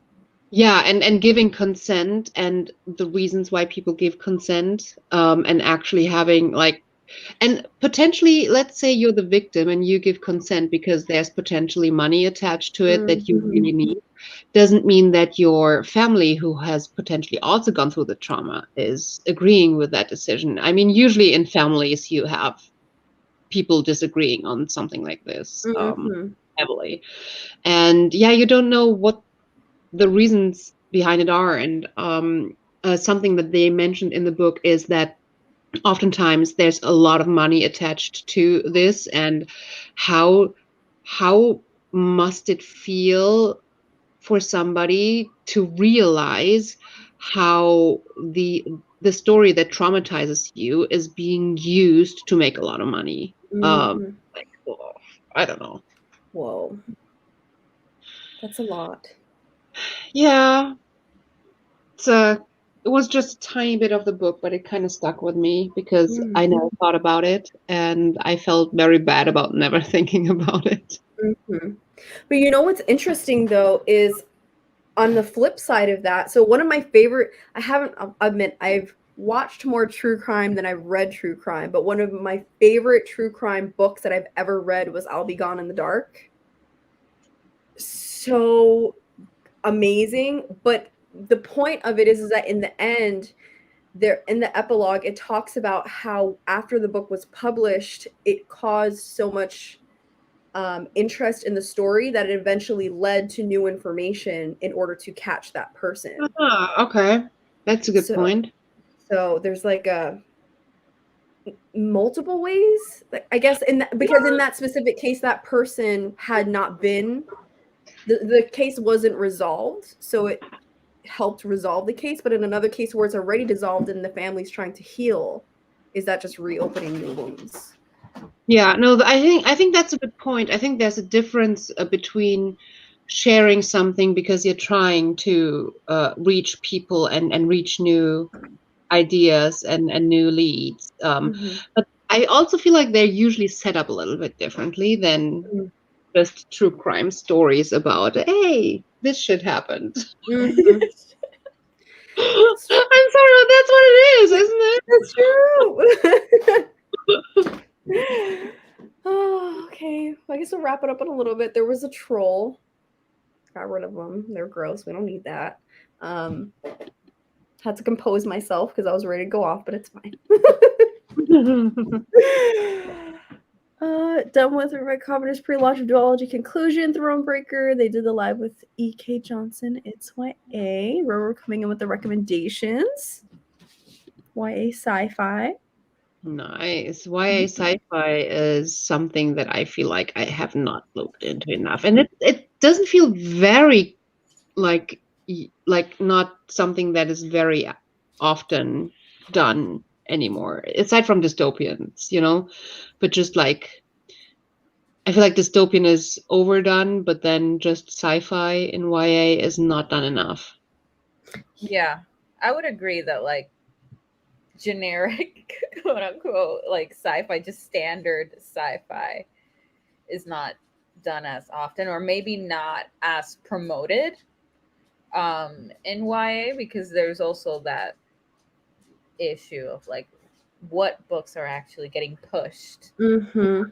Maybe there's a bunch of underground YA that we're just not hearing about. I don't know. Next month for the Interstellar Club, I know we're reading Iron Widow. Is that a dystopian? I honestly have no idea. I had thought of it as a fantasy, but then I wasn't that Yeah. invested. Like I had heard of it.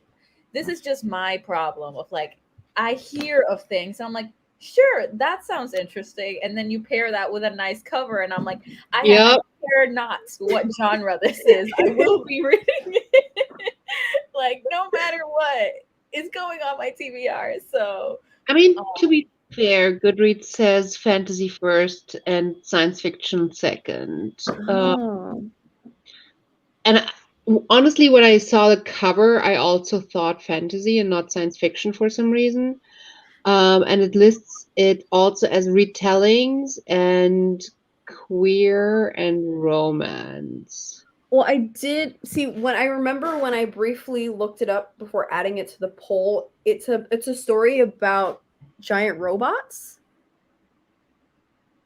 So I just took that and said like, oh, okay, cool, Yeah. sci-fi, let's go. Like, Okay, yeah, Roro just said Iron Widow has robots fighting each other. So there you have it. That's Yeah. sci-fi.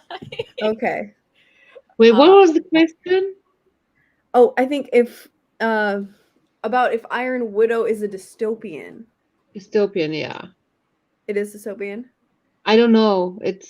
I don't see that. Maybe not. Did you see that? I don't know what's going on. Are you okay? No.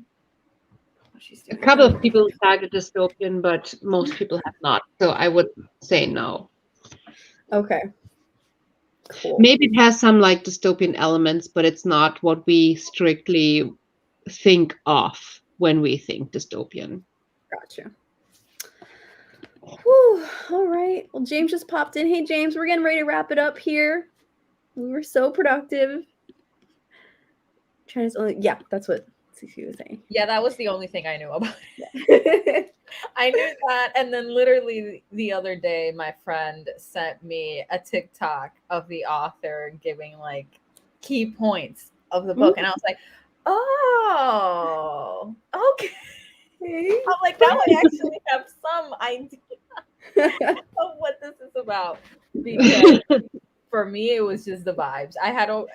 I follow the author on Twitter, so I find her funny and interesting. So I'm like, I was gonna pick it up just because the author's cool. So I'm like, Yes, I have. Okay. I'm gonna agree with that because wait, I'm looking for my copy. Oh, where did I put it?